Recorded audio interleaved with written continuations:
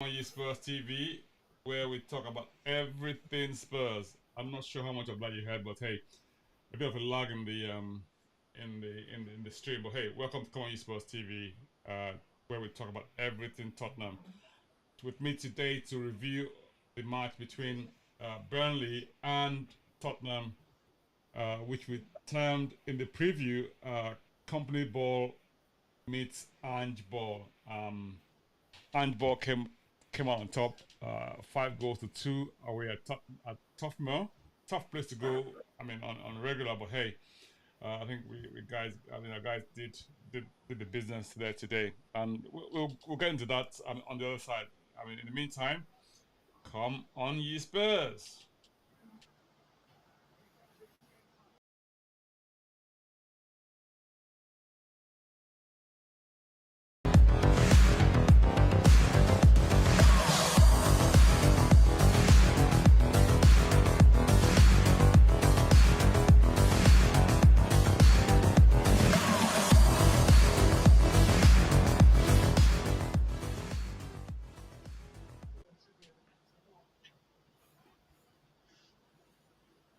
Welcome back. Tottenham against Burnley at Turfmoor. With me to review this today, I've got with me Deji, and I've also got Chuma. Chuma, I like to call in-house guru, and Deji as SAN. That's what I like to call him. For those of you who don't know what an SAN is, go check it out online. I won't tell you what it is. Yes, yeah, he's Hi, Soji. Great to be on board. yeah, it's Great good. to be Yeah, celebrating great to another see you Tottenham guys. win in the Premiership. Fantastic. Absolutely. Chuma, how are you? Well, you can call me Chumastradamus because I told you we would win and we'd win well, and I told you that they would score. So, it's He's been got two. Come on. I mean, come on. I mean, what's that that was about? I mean, no, I was disappointed with the second one, but we'll get to that. I was very disappointed with the second one, but we'll get to that. yeah, it's a good feeling. I mean, obviously Tottenham came away 5-2 winners at Turfmoor against Victor Kompany's Burnley, coming from 1 goal down, early goal scored by Burnley, and Tottenham, I mean, responded with goals from hat trick from Son, and Madison scored a fantastic goal. And I mean, if you want to check out match of the day later on today, go and check out the highlights as well and see Romero's goal as well. A difficult pick to see which one of the better goal, either Madison's strike or Romero's goal. But all of those goals were really well taken today. I mean, it's First class. yeah. So we'll just get straight into it. I mean, we lined up with do you want to take us through the lineup? I don't know who will take us through the lineup. Anyone. I mean, Deji, Truma. I mean, who wants to take this? I'll let Chuma have first bite at that one as a resident guru. Oh, well, it was. Thank you. It was exactly everything we predicted in the preview. Vicario in goal, Porro right back, Romero, Van de Ven, Udogi, and then midfield Sa, Basuma, and then Madison. But Ange pulls out a joker because he now plays Son as the central striker, Solomon on the left where Son used to be, and then Kulusevski. So it was a welcome change. It flipped things around. I think Richarlison had apparently Richarlison picked up a knock in the Fulham game. So I think the thing that Ange does is as soon as you pick up a knock, it doesn't matter if you declare yourself fit. That next game he's putting someone in. I think he has history of doing that. So as soon as Richarlison picked up that knock, it was like, yeah, you're going to be on the bench. And then he put Solomon on, and I thought that was a master stroke against Burnley. Yeah, I mean, we had a bit of a scare in the opening few minutes, Burnley going ahead very early in the match. And I mean, I don't know if you remember, I was saying to you about I actually thought it was German. Apparently, it's Italian. Coluccio chap who has Nigerian. I think he has a Nigerian dad or something. And he had a very good interplay, and they scored. I was thinking to myself, there we go. But I just had this quiet confidence that it's what we call IGG in Nigeria. It's called initial gragra, that sort of thing. And what that means is that it just means initial aggression from the opposition. You knowing very well that you come over there. It's just let them flex, if you like, and which it turned out to be in the end, Now, Angeball, I mean, come on, let's get into Angeball. I mean, okay, so we sort of had this preview, I think, a couple of days ago, Chuma and we sort of, at the preview, we sort of, I think we're titled Kompanyball meets Angeball. And I mean, clearly, Angeball come on top, And you hear chants at the end of the game, people saying, we've got a Tottenham back, we've got a Tottenham back, and clearly, I mean, there was this comment from the commentators, which I'll come to in a minute. Did you? I mean, tell me, because you seem to be buzzing. You want to sort of, you're keen to go, eager to go. And No. I'm happy with the way the game finished. Wasn't too happy with the way it started. I think we took a little while to settle down. And if I have any criticism of the team at all, I thought that we were not as good as we will need to be in the one-on-one duels. People seem to be able to get past us or play the ball around us a little bit too easily. Against a team like Burnley, you get lots of opportunities on the front foot to go forward, but against better sides like Arsenal, who are coming, I think they're coming to us soon, or are we going to the Emirates first? I think we're going to the Emirates first.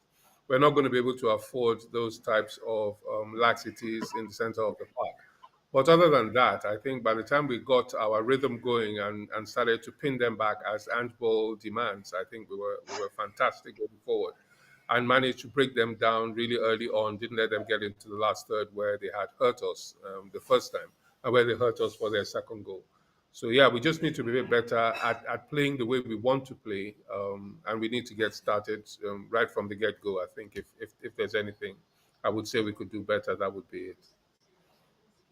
So, I mean, Chuma, Chuma, can you Yeah, hear me? I can hear you. Can you hear me? Yeah, so, yeah, I can. So, I mean, I'm thinking to myself, first goal goes in, and people Yeah.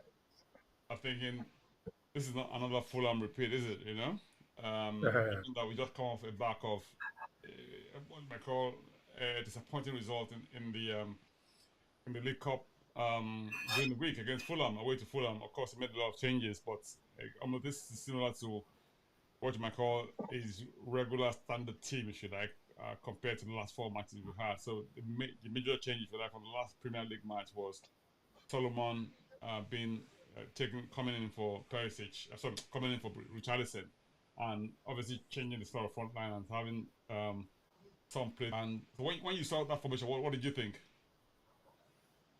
So I have this feeling, right? And you guys say the tactics thing, but I think Ange is going to change them, but based on a high line.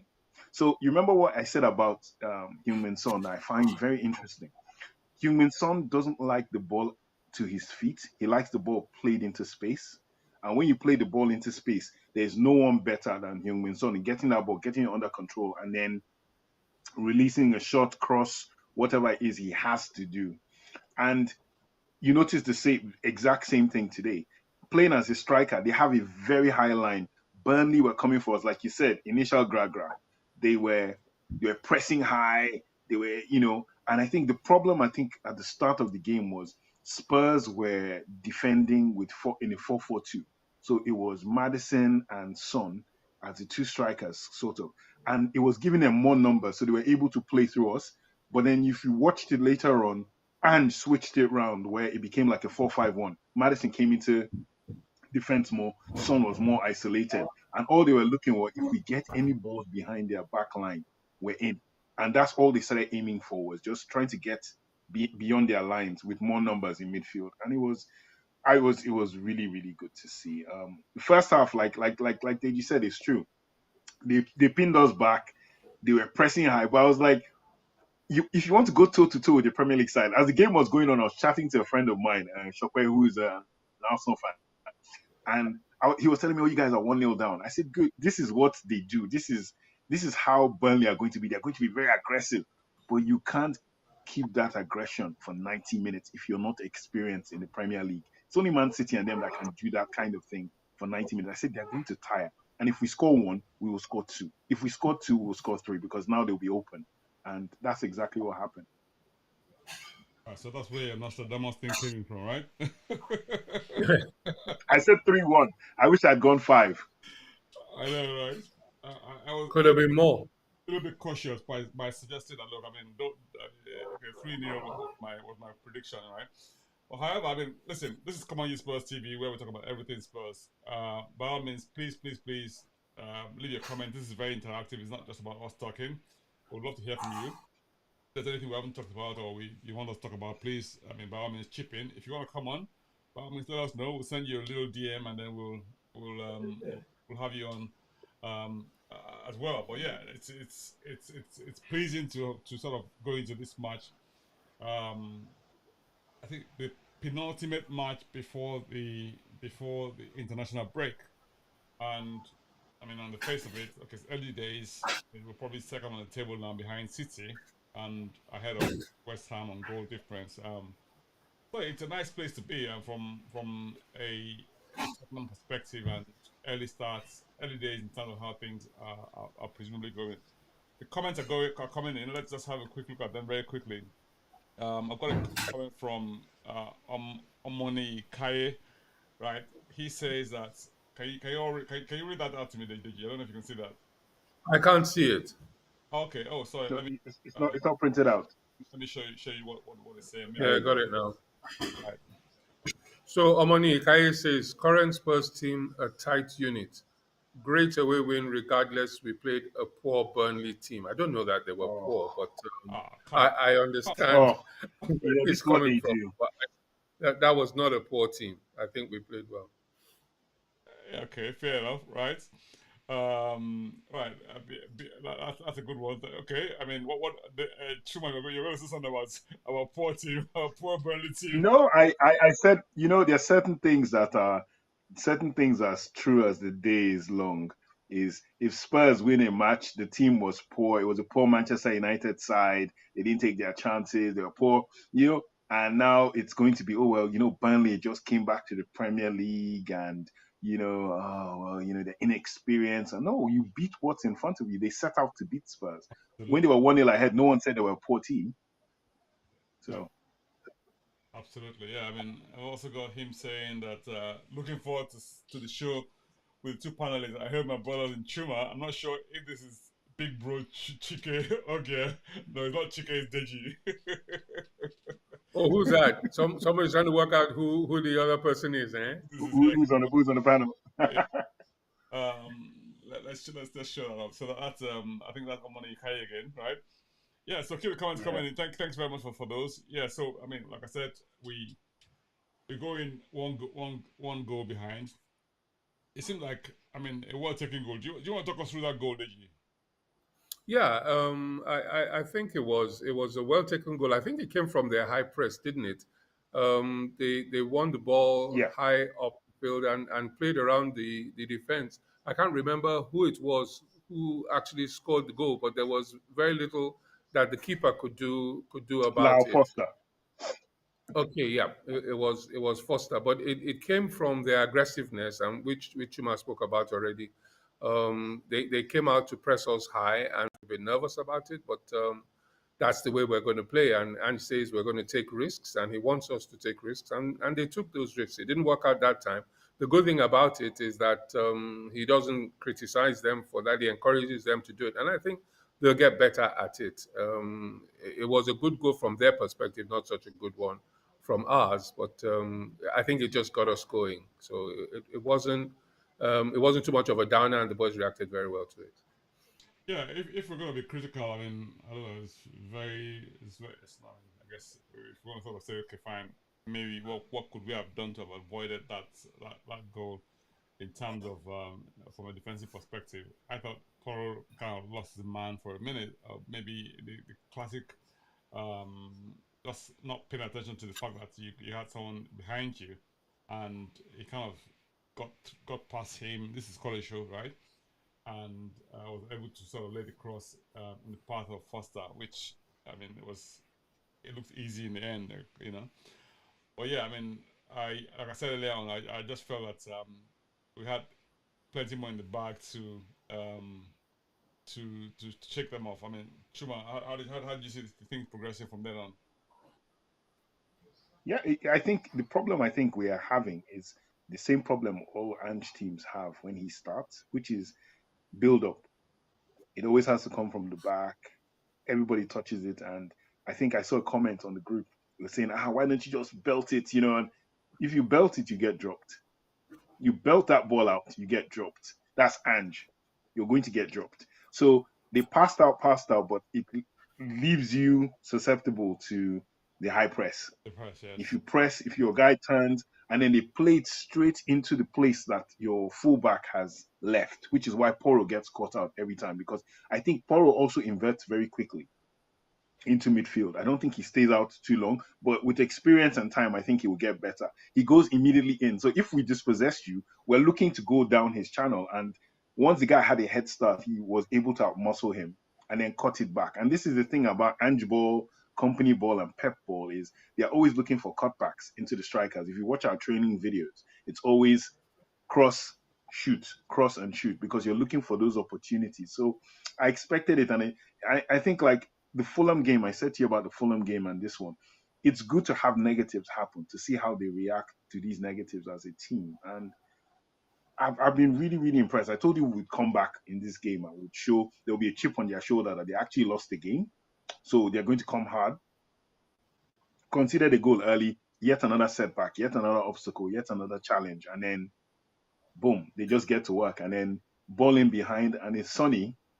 No, sorry, it's a ball to Solomon and Sonny. Ball to Sonny, Sonny to Solomon, Solomon back to Sonny. And I thought Solomon would have been greedy.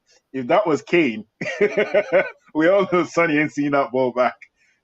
That's a left foot belter for him. But Solomon cuts back in, lays it on the plate. But that finish is the finish of a master. Honestly, it is the finish of a master. I don't know It's the guy in complete. how Anyone talk about his confidence?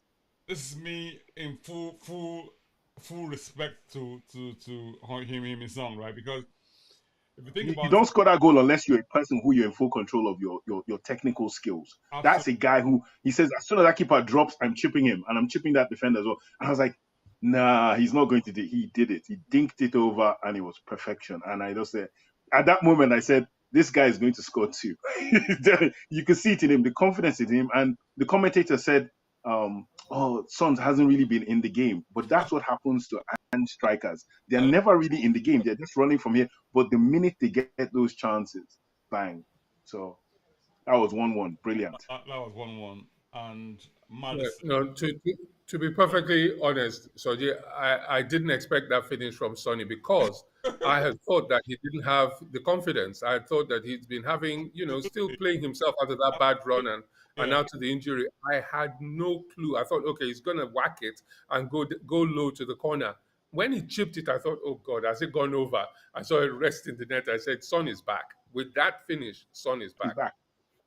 He's back. That was from Son's perspective, a huge confidence boost of a goal because I'll be honest with you, a lot of people are aside sort of past negative comments about he hasn't played really well, he's been struggling for form, he's living on past reputation, and all the sort of negative that you get from fans when it comes to things like this, right? And for him to sort of take that goal in the manner that he took it was just absolutely top notch. I love that. I really, really love that. If you love that goal from Tony, I mean, please let's hear from you. This is Comedy Spurs TV, and would love to hear from you. Right. So we go 1-1. And I think to myself, okay, we had a bit of possession, and domination of the play. We had a few opportunities. But for whatever reason, we just didn't take our opportunities in the final third of the Burnley half, right? And then we had this corner. Yeah. I mean, Talk us through that second goal, Chuma. The second goal was the Sonny left foot shot, was it? No, That's the one. No, the second goal was was the Romero. Romero. Romero, yes. Romero shot from Aha, outside the box. yes, yes. Look, that was. I think that again was Angeball. The pressure on them in the box, the tackles that were To get flying that ball in, out, yeah. especially the one by Sarr. You know where he went in and made the ball ricochet, and it fell perfectly Romero. Romero. for Romero to fire it in. Again, that one I thought, oh my goodness, he's hit it too hard, it's going wide. I saw the net bulge and I thought, thank God, it's gone in. So yes, it was the pressure and the determination to ensure that we had the ball in that position on the field and we were not going to lose it. And I think there are two things that lead to that. One, you know, you're playing with your defenders very, very high, so you don't want to lose the ball in that position. Then you also know that, of course, you have the ball in the box, so this is a good chance to get a goal. And I loved their dedication to duty to ensure that they kept that ball recycled and gave Romero the opportunity to shoot. It's a good goal. Yeah, true. It was Now, the corner kick from Madison first. yeah. So before we go to Madison, Madison is another entity in itself. Now let's just pack that comment for aside for a minute about Madison. But if you think about it, right, anyone looking at that goal would, even Harry Kane would have been proud of that goal. Now, No, I think the commentator said it was a hurricane finish. It was. There you go. So, I mean, so we come away scoring 5 goals away to Burnley. Burnley, okay, so they also play attacking type football, front foot press. They couldn't sustain it for too long, and then we kind of just choked them all over. I think what I found with Angeball, if you like, is the fact that the goals can come from so many sources. I mean, if you look at today's game, right? Kulusevski had opportunities, Son had opportunities, there was an opportunity for Solomon, there was an opportunity about a few more goals. I mean, Chuma, you talk about Angeball in terms of the intensity, right? Where you kind of like stifle their position and keep them almost some sort of stranglehold or chokehold in their half, but they can't get out, you know? And anytime they try to get out, the ball comes back to us and we recycle possession and just keep going on and on and on. And that was sort of really take it away, Chuma. No, but it's you know his comment of I'm only copying Pep Guardiola. You know, it's a funny comment, but it's also something very real when you think, like I said to you, I wrote on the group that everyone is talking about the fact, oh, we didn't get extra center backs and all that. I said, look, Barcelona never really had very good center backs. You know, the only reason we praise it, Gerard Piqué could not break into the Manchester United side. Everyone's talking about Piqué like he's this great defender. He could not break into the Manchester United side with Johnny Evans and they were ahead of him. But in Spain, what he had was a Barcelona team that was so drilled that Iniesta, Xavi, and the rest of them will not let you come out. They will choke you and give it to that assassin called Messi, and you're dead. So if you look at Angeball in that respect as well, he's telling them, even up until the last minute of that game, we could have still scored some more goals even after they scored that second goal. Yeah. He was like, keep going, keep your leg on their neck. I don't want them to come out. And it's like, you looked at that, the corner kick was taken for that second goal. We sent it straight back to Madison. Madison showed you that he could play wide as well. Madison could play the wing position.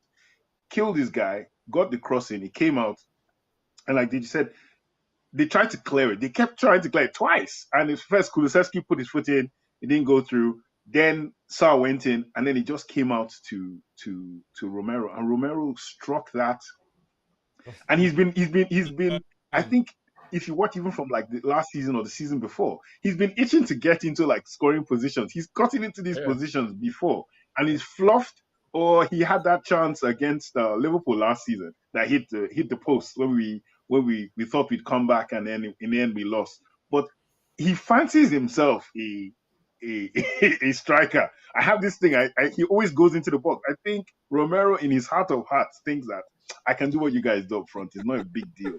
But with him scoring and Madison scoring and Son scoring today, that's the three captains that scored. And I think that's just, it says a lot. Yeah. That their actions, as well as, just be named captains. Look at them. They're going for the win. They're trying to help you score as well. And I think that was a beautiful thing.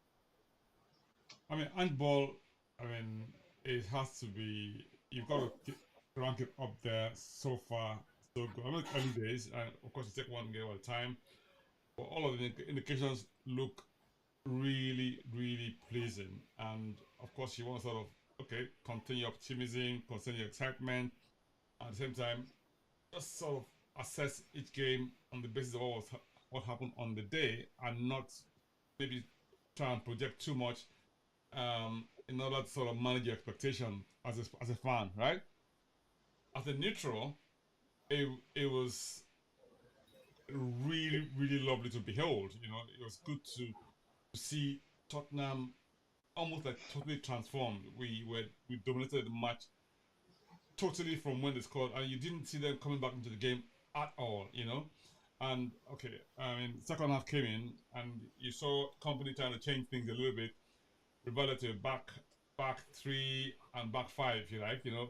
That had three centre backs, but rather than solve the problem, it more or less exacerbated it again, because it then meant that things we were trying to avoid, they were trying to avoid us being able to play from wide positions, and you had them open wide, and we just sort of cutting through like butter. I love how that third goal went in. I mean, talk us through that, Chuma. No, it was the ball went to their right back, and like I said, it's a press, and then Udogie comes in, and Udogie closes him down. He tries to really whack the ball. He whacks it, Udogie blocks it, and it spins over Udogie's head, but lands perfectly. One touch, two touch, sends it to Madison, and Madison is in acres of space.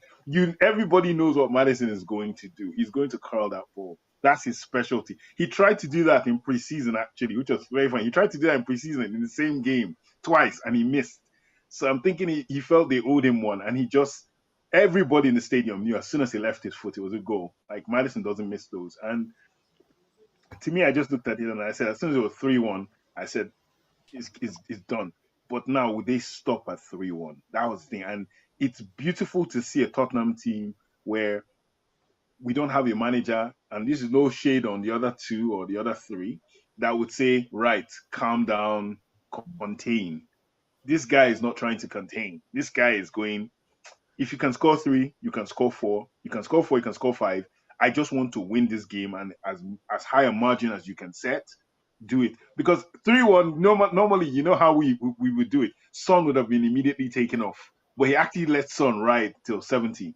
So it's like, no, it was a very good, well taken goal, and you saw their heads drop. Burnley still believed up until that third goal. When that third goal went in, I saw their heads drop, and I said that they're there for the taking now. That's it. Oh, thank you. So my volume was too low, so I guess maybe I need to sort of up the ante a little bit. I hope you can hear me now. Put Paul, thanks for letting us know.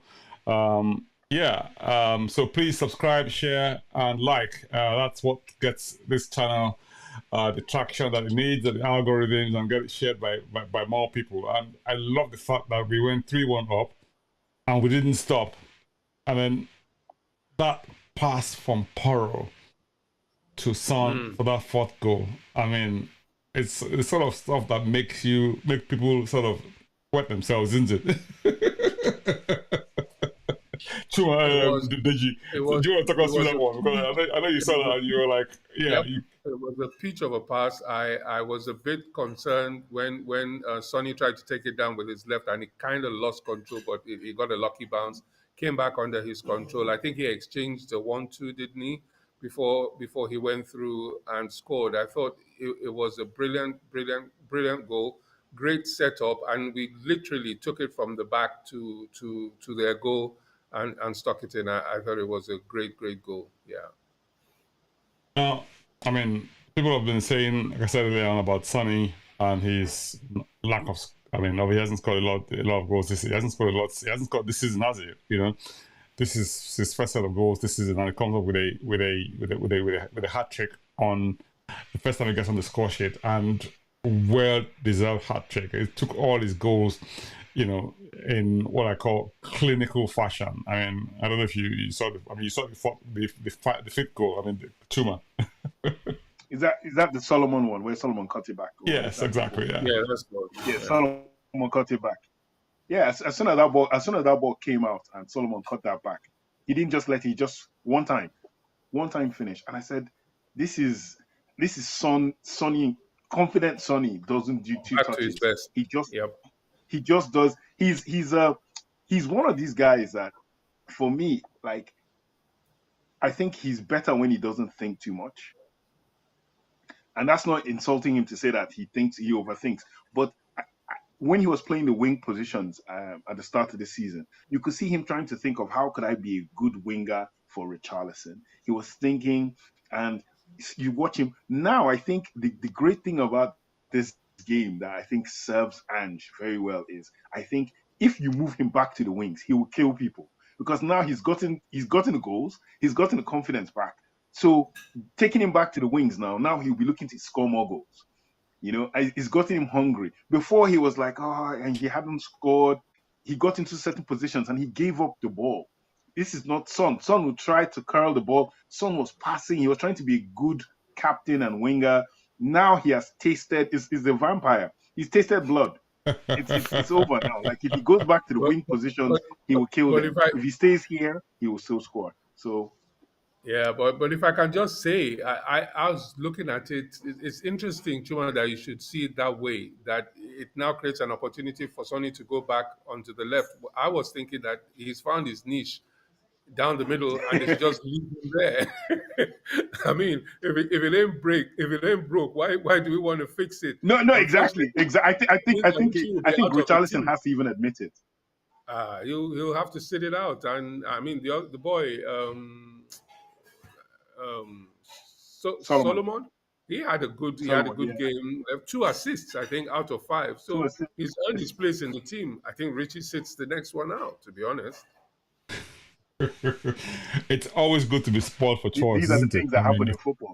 Yeah, and us being what you might call now being recognized as a proper football team, and you had people. I mean, obviously, doing all those chants today about we've got a Tottenham back, and in terms of, I think it's testament to Ange that he's been able to win the fans over in a very, very short space of time.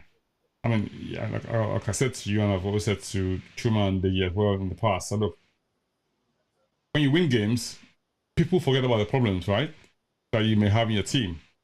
So long as you keep winning. If you don't win, that's when people begin to sort of dig up all of the negatives in the team and about how money is not being invested in the team, about how the defense is crap, whatever you want to call it. This is to find a way to sort of make negative comments as to how the team is performing. But today, I just thought we were just clinical, we were effective, and I mean, a lot of players came out. I mean, I can't even find one player I can sort of say, oh, he didn't play too well or he didn't play that great. I mean, if you go across the whole team, I mean, you see, I mean, performance on a very, very high level across the board. I mean, you saw that, didn't you? Yes, I did. It takes me to an interesting point which Chuma made earlier about the whole defense and the balance of the team. Throughout the window, I've listened to almost every pre-match and post-match conference that Ange has been at, and he has never even hinted that he was worried about his defense. And that gets me thinking, when Chuma says this now, if you're playing front foot football and you're playing it the way he wants to play it, yes, you need a decent defense, but it's not your biggest problem. I mean, he seemed more interested in getting the Brennan Johnson boy in than he was in getting cover for. Yeah, honestly, and I was baffled. And just until Chuma said this now, it's got me thinking, yes, sir. And that speaks volumes because it tells you about his philosophy and his front foot. Like you said, I mean, as Chuma mentioned, the fact that, look, if you've got enough attacking threat, if you've got enough of a threat against the opposition, then obviously you don't have any defensive. Well, you have less defensive duties to carry out over the course of the match. So that puts you in a dominant position and allows you to express yourself as much as possible. So rather than you being on the defensive, I mean you're like making the other side trying to sort of say, let's survive, let's get through this in one piece without conceding more, So you get them thinking about you rather than you thinking about them, Yeah, you're right. So yeah, sorry about that. So yeah. No, absolutely. And Chuma, please feel free to diss previous coaches. If you will now diss them, I hated their football. I hated their football, and I'm a much happier man now. No, the thing about it is, I had this continuing argument last year on the group and everywhere where I said, and it's especially with my wonderful friend, brother, and chief antagonist supreme, Zeus, where I said, listen, attacking football wins more than defensive football. And that is not to say that defensive football cannot win, but attacking football wins more. Right now, in this current atmosphere we're in football, attacking football is everything. You have to find ways, and rather than saying attacking football doesn't win, you rather come up with your own form of attacking that will make your team win. And that's where you see the different styles. Unai Emery at Villa has a style that works. De Zerbi has a style that works. Guardiola, we all know, has a style that works. Look at the people who are getting left behind, and there are these defensive old school managers that counter. And so Ange has this thing where I love when he said, if plan A doesn't work, we just continue doing plan A, but we try to do plan A better, which means even against Fulham were pressing us, and Fulham got possession. Fulham were killing us and all that. But in his mind was, no, not to change to, well, guys, sit back in 2 banks of 4 and counter-attack. No, he was saying, win back that ball. Like, get it back. He wants to out-muscle you. Rather than say, no, let me change my style for you. Let me out-muscle you. And I'll out-muscle you and get that ball back, and I will dominate you. But as they say, it's the unreasonable man. In the reasonable man and the unreasonable man, it's the unreasonable man that conquers. The reasonable man does what everyone else does. The unreasonable man says, no, my way will work. And his whole thing is, I want to gain that ball. I want to get that ball. And I looked at it. You don't need defenders to do that. You just need forward players and midfielders that will kill the opposition. And your defenders, their whole job is literally to run back when the ball goes over the line, get it back, give it back to those guys. And that's all he's been doing. And he just needs athletes. That's why Davinson Sanchez, everyone thinks that he's a problem for Ange. I don't think so, because he can run. Ange just wants someone who can run, shade his player to a point, get the ball back. And if you can do a combination, if your football control is good enough that you can combine, Sanchez has a confidence problem. It's a confidence problem from the fact that he's played defensive football so long that everything he's doing now, he did at Ajax. Like, people are saying, oh my God, we're seeing him. He can pass, but he's lost all his confidence. But he can still run, and he's still physical enough. Give him some confidence, and he's a good Ange player. He's not the greatest Ange player, but Ange is looking, going, these are the things that Ange would have wanted at Celtic. He's found them at Spurs. It's what we're saying about the previous managers was they felt we didn't have enough. He's saying you have too much. My God, this is more than I've ever had. Let me enjoy this. And it's transmitting to the players. It's infectious that I want you.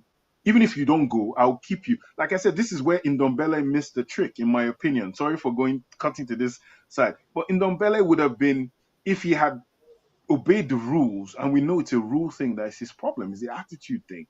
If he had, my goodness, what would he be doing right now? He would be sparkling in this team. We wouldn't have problems. But, we're happy with what we have. But Ange we'll have bad games coming, definitely. But he's built a foundation faster than, need I say his name, Pochettino has at Chelsea.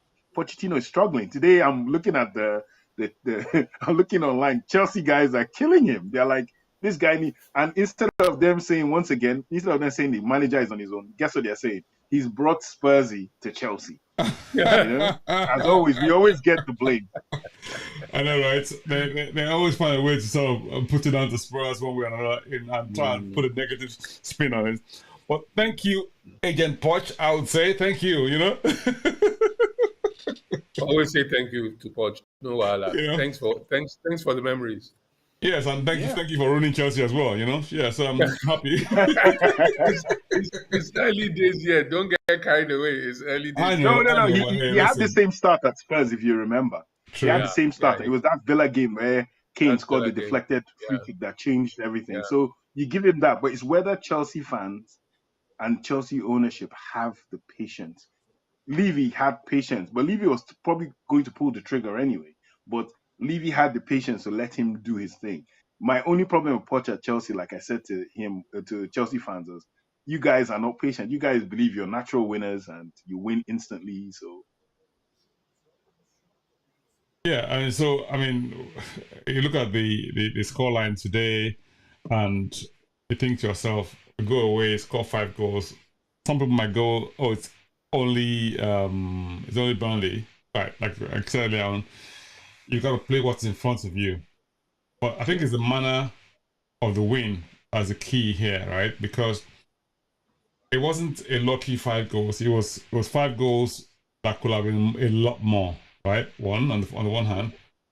On the other hand, it was also such a disciplined performance. I was so pleasing to the eye from a neutral's perspective. And so, I mean, and then we also sort of said, okay, I mean, we got this defensive issues. I don't want to call it defensive issues. I want sort of more in terms of saying, looking ahead, and so when we get into the business end of the season, where potentially you'd find maybe would need more defenders, would need cover in different areas, and are we able to have that type of quality of cover with the resources that we have available now, which is what Sunday Uchenni is addressing here. He was saying that Ali Gold just asked about not getting another centre back. And again, defending the team, there's enough decent players to work with, right? We just might see an hasn't featured at all this season. I know if I mention that name, there's going to be a lot of uproar and and also some negative comments, But ultimately, I think, like you said, Mr.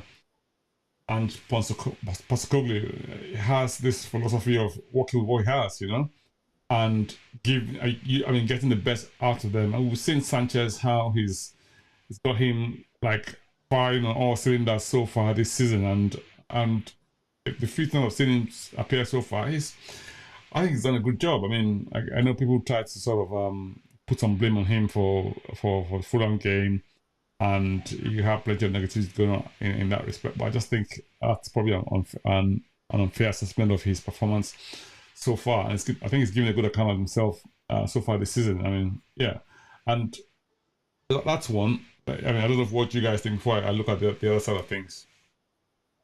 No, I agree with you, and I think what you've just said dovetails with what Chuma said as well. Look, Sanchez is a classic Angeball footballer. He has pace, he gets back quick, and he can tackle on the run. I don't know what you His guys think biggest before I look problem. at the other side of things. No, can you guys hear me? Yeah, we can hear you loud and clear. Yeah. What you've just yeah, said, can you hear you very well? right. But I've got something's an playing in the echo background. coming right back to me. Classic Angeball footballer. He has pace. He gets back. So I think you need to mute your. Yeah, I think. Can you hear now? Yeah, I can hear you. I think the echo has stopped. Right. Okay. Okay. Yeah. So yes, I was saying Sanchez is a classic handball defender. He's good at tackling on the run. He's pacey. His biggest problem, and it stems from his lack of confidence, is with the one-on-ones, which really shouldn't happen too much with handball. If we're able to play out from defense the way he wants us to do, he wouldn't have a problem there. The ball over the top where he has to run back and slide in, he can do quite well. And I think as his confidence grows, he's going to be a better player for Ange. I think Ange sees that, which is why Ange is not losing any sleep about not being able to get rid of Sanchez. What Ange, I think, realizes is not going to happen is Dyer, because Dyer cannot run. And when you play Ange ball and you're defending so high and your center back and those balls are coming over the top, Dyer will be completely helpless. He'll be out of it. And I think Ange doesn't even see him in the squad of 25. I think he's almost said as much. That there are going to be some players who are not going to make that 25-man squad. But I think what he says is that he can still manage the squad the way it is. They're all training together, and the numbers that he has don't stop him from being able to train the way he wants them to train. So he's happy to keep them around for as long as they have to be around. Fair enough. Yeah, Chuma, you were going to say some things. I don't know what you had in mind. No, I completely agree. I completely agree with what Deji said about Angeball and the way Sanchez is. He had young. I was going to say he had young Phillips on the bench. He did. Phillips has. He put him in the under-21s for like 2 games. He's been outstanding. It's like they're not on his level, and Ange is someone I think that rewards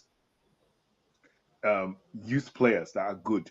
So young Phillips was put on the bench, and I see that boy getting into the. I see him getting into the team. Like he would be the cover, and everyone thinks. I was reading somewhere they said, oh, 18 is too young to like play a defender, and I'm like, no. The whole Brian Clough thing. If you're good enough, you're old enough, and Yep. I will put you in there. And the football Ange plays doesn't. It shouldn't cause problems. Just as Deji said, it shouldn't cause problem for a centre back to play. I think the problem would be if you were in midfield, because you saw how Skip got slaughtered this week, this midweek in the Fulham game. Like, oh, he's absolute trash. The midfielders are the ones that get the brunt of the problems. But speaking of Skip as well, Skip came on as a substitute, and I saw the hustle in him. I think he's like, let me show something. I saw him really going for balls, blocking. He ran to touchline to try and save it. I was like, yes, it stung him. And that's what you want. You want it to sting the players and say, look, you guys are all part of that, sort of shambles of an Angeball in midweek. How are you going to respond to it? Højbjerg as well. Højbjerg was actually, you saw him. He was doing more positivity in this game than he did in the Fulham game. And I don't know why he wasn't that positive in the Fulham game. But I think maybe part of me thinks it was a transfer window. I would like to think that Højbjerg has been thinking about, am I leaving? Am I staying? What's going to happen? And now the window is closed. Everybody knows their destiny. You're in my squad. You will give your 100%. When you go, you will go. But I will play you. You will rotate. So now I think everyone knows where they stand with Ange. Højbjerg is not a starter, but he could work his way to starts. And, we have African Cup of Nations coming in January, where we're going to lose Bissouma and Matissa. So those two guys have ample opportunity to also bet themselves in. Bentancur is coming back. Ange said in the pre-match conference that it's November. We all know it's October, really, but he's saying November to like keep people's hopes at bay. But it's October. I believe October. By the end of September, actually, I think Bentancur comes in. He's just trying to meet in his videos. Yeah, I mean, there's still plenty of mileage left. I mean, in that team, if you like. I mean, I know that you have all of the negative stereotypes and vibes going through the club. I mean, when you look at the team, where we're at, what Ange has done so far, how we're playing, and in the grand scheme of things, how we kind of rate or compare to the guys we've played against so far. I mean, you have to be pleased if you want to be on one hand, right? But let's just sort of look at the squad just for a minute before we sort of talk about the final goal, right?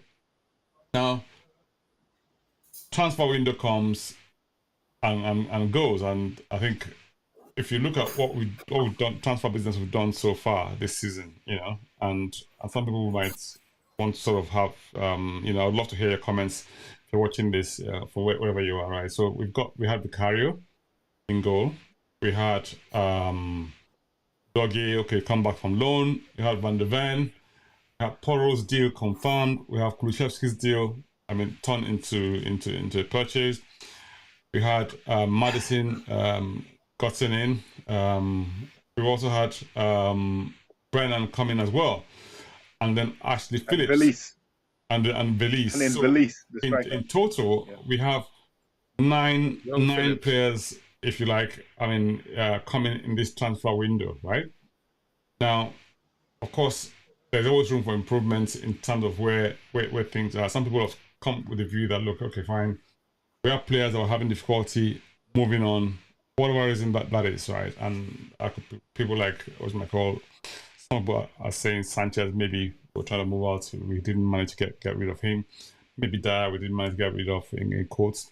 Get rid of. I use advisedly. I'm talking in terms of saying moving on.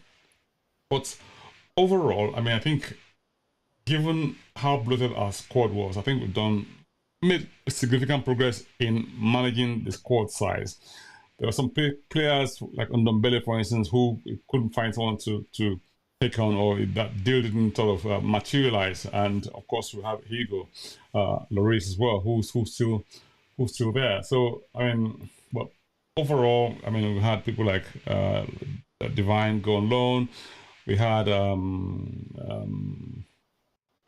Reguilon go on loan to Man United. Yeah, we had Taganga leave. We've had so yeah, we've had, of course, Reguilon going to do some sort of work up there for us. Thank you. I agree. Agent Reggie. Yeah, Reggie, exactly. I never thought I'd hear you say something like that.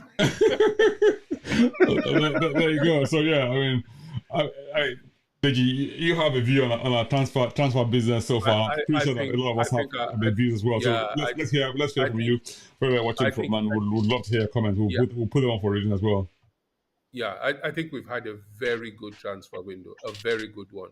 I think we did the business of the summer in getting Maddison in. Maddison is the best thing any team in the Premiership did for themselves this transfer window. He is simply the business, and he could have gone anywhere. He could have gone to City, and he would have fitted in perfectly. We got him for 40 grand smackers. Fantastic business. The other lads, bringing Destiny in, coming back, Destiny is perfectly cooked right now. He's the best left back we've had for you. He's the business. He didn't put a foot wrong. People are saying Destiny was. He is the business. You can't get past him. His touch is perfect. His decision making is excellent. He gets the ball forward. He can go past players. He can cut the ball back. The boy is the business. So we're on it. Did you see? Is inverting? At some point, he was on the far right. I'm thinking to myself, hang on. No, I tried to watch him playing for Udinese last year, but their games were so dull, and he was never getting into the game. So I was thinking, God, have we really got what we need? From his first game here, the boy is magic. He's fantastic. So yeah, I mean, we didn't get rid of some of the people we needed to get rid of. I don't think we need to be rid of Sanchez. I think we still need Højbjerg until we can get somebody else who can cover Sarr and Bissouma. So I don't think it's been all bad. Dyer didn't want to go. There wasn't a whole lot anybody could have done about that.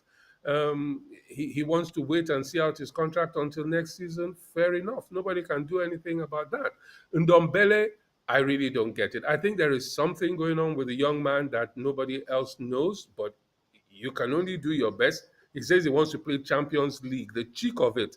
And clubs want him. He says he doesn't want them, wants to go to the Champions League club, and he can't turn up in time for training. There's something wrong there. There's something very wrong there. But no, I'll give the window 7 out of 10, considering that we lost our best player in this window.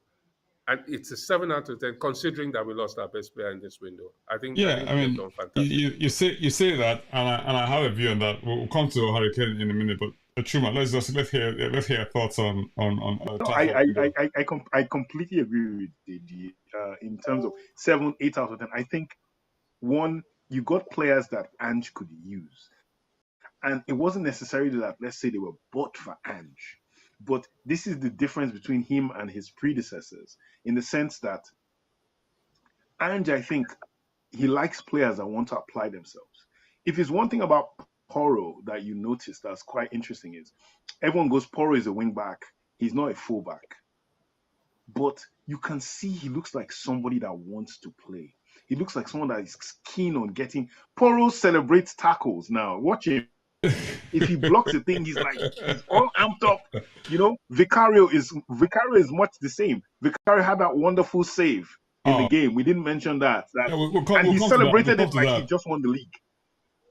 He was so pumped up. And that's the thing I think Spurs have. We've gotten players that want to play for Spurs. It's not that, well, I really wanted to move to City, but my City deal fell through. So, I remember when Berbatov joined Tottenham. Sorry to cut in, Chuma. I mean, you're getting plenty of love from the audience. People are saying great Palace in Deji and Chuma. Come on, you Spurs. I'm thinking to myself, also great Palace in Deji and Chuma. What about me? I don't get any You're the host now. You're the host. You are it's your house. You are our Ange. They appreciate you. You're the one who makes us sing. Thank you so much. Exactly. We really appreciate your comment. Thank you so much. Yes. Sorry, carry on, please. Like when we got Berbatov from Leverkusen, Berbatov was like more or less like he wanted to move to a bigger club than Spurs, and we got him, and he played very well for us. But it was always that case of, if I see something better, I'm leaving. And when Manchester United came calling, Berbatov left. It's good to get players that look at Spurs as an achievement and somewhere where they can come and do work. With Destiny as well, I remember his agent over the summer was saying, is this move going to work for my boy? But Ange was like, let him come, let him train. And from preseason, we already knew what we had on our hands. We're like, this guy has an engine. There's always the period of the game where he just says, I'm going to run at you. Let me see how many of you can keep up with me. He does it in every game. He just takes the ball and just goes on this, boom. And it's like, you're looking at them going, they can't stop him physically. They can't outpace him. It's only if he has a poor touch or poor every game I watch it, he'll just say, okay, let's go for a run. And it's just boom, and he's zooming in centrally. And I'm like, this guy he's a fantastic specimen. He's 6'2". When I watched him at Udinese, I didn't know he was that big. So that means Italian football has a lot of big guys. I thought he was just a regular player, 6'2". And such control, such professionalism as well. I heard he's a very professional kid. He's very focused on his game. You can tell he is. Yeah, and not trying to damn Ndombele at every turn, but my goodness, I look at Ange as that guy that will give you a chance, and you're seeing him be repaid. Let's not even talk about, even though he didn't feature that much in this game, he still had an opportunity to cross once or twice. Perisic. We all thought Perisic would get his P45 and join Conte and the rest and go. But he looked at him and said, I need a winger. I need somebody to fill in. And can you do that job for me? And he's come in and he's bagged some assists already. I think Destiny likes playing with Perisic as well, to a point, because you can see when Perisic is on, Destiny does quick 1-2s with him and one person gets free. One person, it's just watching all these things come together. And now I look at Bissouma and Pape Matessa, like, oh, they played well. So that's like, it's just ordinary now for them to play well, because now they've set a standard. They're like, Destiny's giving, Pape Matessa is giving me a 7 out of 10 game, and I'm thinking, oh, that's just average. Right. But that's if you look at what he did, the incidentals, brilliant. Let me interrupt you by saying that he has to run. He says he has to sort of shoot off. I mean, I get that. I mean, okay. I know that when we win like this, it sort of, engenders opportunities to celebrate and and get on the red wine and all that sort of thing. Right? There's no better forum for celebrating a Spurs win than this podcast. Yeah, there's not. So, guys, it's been an absolute pleasure. We're looking forward to more Spurs and more laughter and many, many more wins on the Angeball. Yeah. I have to run now. Thank you so much. I appreciate you coming here. Thank you for coming on. Thank you. Right. So, so we had what's the word? We had what's the word? Hold on, just bear with me 1 second. Yeah, I mean, we had Angeball in full flow today, and people are like, wow, I mean, how Spurs are playing a blinder this season, I mean, so far so good. And of course, one's happy, one's pleased, one's, all these positive vibes going on. It's only 4 games, and I know it's early days in the season, but you can see already where things are heading, right?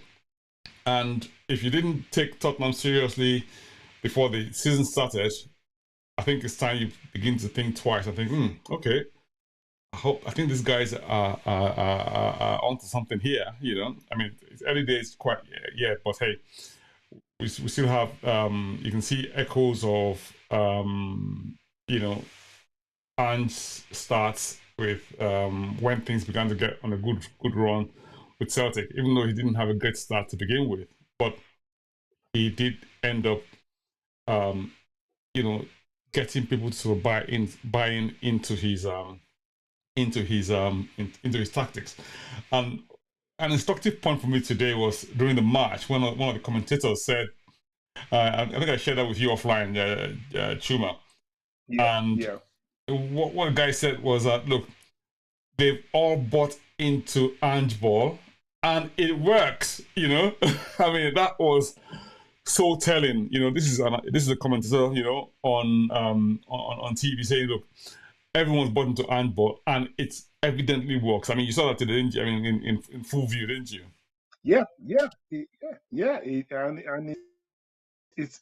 I actually wrote that after Burnley scored their first goal. So I wrote to a friend. I said, "It's either you buy in or you will fall." You know, so it's either right now. Does the philosophy work? Let's keep at it. And you just saw within 10, 40 minutes, we scored the equalizer. But it was looking at the statistics at that time. Once again, we had 55% possession to their 45. We had 9 shots on goal by the 1-1. We already had like 9 shots or 8 shots at their goal. I'm saying, yeah, it's just rare to see those stats with Spurs. At the end of this game, we had 20 shots on goal, 10 goals, 10 shots on target, 5 goals. That is amazing. And yeah, you can see it. And not it's I think what epitomizes Angeball more is watching Vicario pass the ball. Like he actually puts the ball under his studs and he's looking. And you're thinking the cheek of this guy. Like he's looking for passing options. You know, we won't even talk about Van de Ven again because once again, another stable game from Van de Ven. But even that goal we conceded, Van de Ven was trying his utmost to stop that shot from going in that scored that second goal. And I give him credit for that. It's unfortunate that they scored that goal, but he tried because we all cherish clean sheets or less goals scored, you know. But in this team, I told you, Ange doesn't score less than 2 or 3. Like the Fulham game, I think is an aberration on his scorecard. This Fulham League Cup match, and it won't happen again. I just feel that way. It'll be 2 goals or more. In order to beat us, you have to score 3 or 4.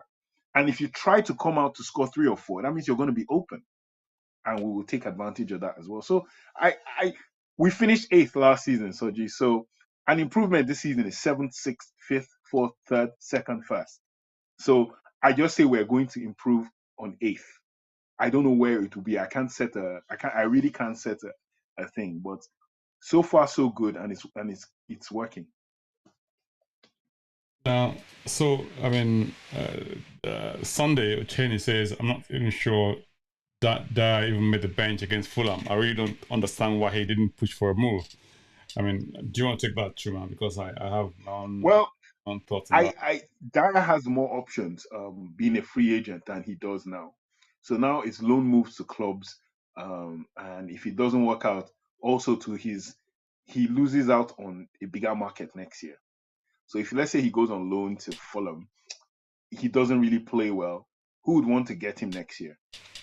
Even if he doesn't play at all now, he still has the advantage of, well, you know, they didn't want to play me at Spurs. But if he plays horribly, he's not going to. And I don't know if there's some kind of loyalty bonus for staying in 9 or 10 years, because I think next year takes him into 10 years. Yeah, I think a lot of them have contracts that allows them to have like testimonials at the end of 10 years, I think. Yeah. So maybe that's what he's angling for in a weird way, that, you know, Tottenham still owe me, you know, regardless. And he says, and I'll be honest with you, like it's exactly what Deji said. His pace is gone. He has no pace at all. That's why I honestly thought Pochettino playing him in central midfield or defensive midfield was perfect. And I could see him in the absence of Bissouma and all these people. I could honestly see him go, hey, play in midfield, just play as the block, and let's see. And he can pass. You know, he can do things. But the fact he wants to die on the hill of being a central defender, I think it hinders him. And yeah, I mean, so you have Sunday Cheney saying that a worry for him for Skip as Ange sees him as an ace, right? But it's played better as a DM6 than an ace. I think. I agree. I agree. Sunday, I agree. Totally with you, 100. I've been screaming that. I've been screaming that from the rooftops that I see Skip as Bisuma's understudy. I would rather tell him watch Bisuma, shadow him. This 8th thing is because Bentancur isn't there. If Bentancur comes back, I think we just move Skip back, you know. But I really hope Bentancur comes back with the sort of form that he left with, because I know that when you've gone through an injury, it's a bit of a lottery to see whether or not you come back with the same level of form that you left off with. But I mean, if it does, I mean, we're absolutely fantastic. Now, I mean, Sundays, I agree with us saying it was indeed a 7 over 10 window. If we move on the Lloris and Ndombele, it will have been 8. If we manage another left centre back, it would have been 10 over 10. Hey, no one's perfect, you know. It's taking one step at a time, and we're heading in the right direction. Now, Amonikaye says, I mean, I've got to sort of broadcast this, and everyone has to see this honestly, because I mean, I feel left out. So I thought, let me just sort of point this out to you guys. So. Thank you. I'll take the flower. Right? You know. Yeah. So I've got Eric on the line as well. Eric says, "Spurs forever, Hayden." Oh, Eric, thank you for joining us. It's great to have you on board. Yeah, saying that. Do you want to take his comments? Hope Richie's man managed well, as long as it's. I can't read the bottom part of my. I'm covered. Oh, what is it? It's saying hope. Well, let's have a look. Can you see that? Hope Richie's man managed well. Yeah. As it's a long season yet. Okay. Yeah. No, I agree. This is not permanent. I think Ange played this because he knew he had to take advantage of a high line, and he wanted balls played in to the striker into space. And Richarlison prefers ball to feet. So I think Sonny was perfect for this game as striker. And then, like Deji just alluded to, if it's broke, why try to fix it? Being broke, right? So now it's like we've just found a formula that works. We just played Solomon left, Kulusevski right. Kulusevski as well. He's eating a lot of flack online as well, because they're saying he slows down the attack. That if it wasn't, we'll be 100 miles per hour if it wasn't for Kulusevski. But I think he does a very good job in bringing the ball to the center a lot, you know, and it allows Porro, who is in the middle, they do combinations. I think it's to good. do combinations, exactly. Now, you know, and I still think now we've seen Son go from, let's say, 6 out of 10 start of the season. Son has now hit 10 out of 10 in everybody's minds, right? I still think there's a lot to come from Kulusevski. That when Kulusevski's own turn comes, my goodness, what will we be saying? Like, he will now start doing things, and we're like, yo, I think his turn is coming as well. And I also foresee a positional change for Kulusevski as well, where he will go to play the Maddison role and he will kill it. That's what I see as well. That if for whatever reason Maddison can't play, if you bring Kulusevski in there, or Lo Celso, if Lo Celso is not there but Kulusevski is, I think Kulusevski can play that, and it'll be interesting to see. It'll just be very interesting to see. But so far so good. I'm happy for Mano Solomon. Oh, a second goal for Brighton. Oh, beautiful. So that young striker Evan Ferguson, double. What a player! Oh, fantastic. All right, David. Thanks for joining us, Dave. We love you on this program. It says, you said Maddison is a genius, and we haven't seen the best of him yet. My goodness. I agree. You said it. You said it back then in preseason. This is a good time for us to sort of take up Maddison. For me, I thought Maddison was man of the match today. You know, even though Son scored second game in a row, second league game in a row. Son scored a hat trick, you know, but I thought Maddison gave an absolute masterclass of a performance today. I don't know what you think. No, he did. I think it's so you know what's interesting is he's literally filled the Kane role without being Harry Kane. So in the past, where we had Harry Kane dropping deep to coordinate the game, you now had him coming. So we still had a man up top. When Kane did that, it denied us having a striker up top. And then Kane would release Kulusevski or Son or somebody. Then he would have to run back in, get into position. So Kane was getting chances outside the box, edge of the box, you know, But now, with Maddison being the guy who comes deep to get that ball and turn around and attack, we have like 3 attackers on the run, and then the striker is in the middle. So it's like what I think Harry Kane is enjoying in Bayern Munich at the moment is the fact that they are bringing the ball to Kane. Kane is going to score a hatful of goals in Germany. Maddison makes it possible for Spurs to create a hatful of goals for whoever is up front, based on if we are now with Son, you can see it. It's there. It's clear for all to see. So, I'm just happy. Daniel Levy will make sure, this is David Clark saying, Daniel Levy will make sure that Dyer doesn't get a shirt number. So Dyer has made a huge mistake because he will go a whole season with no football, and that will hurt his chance. I can see that happening. To be fair.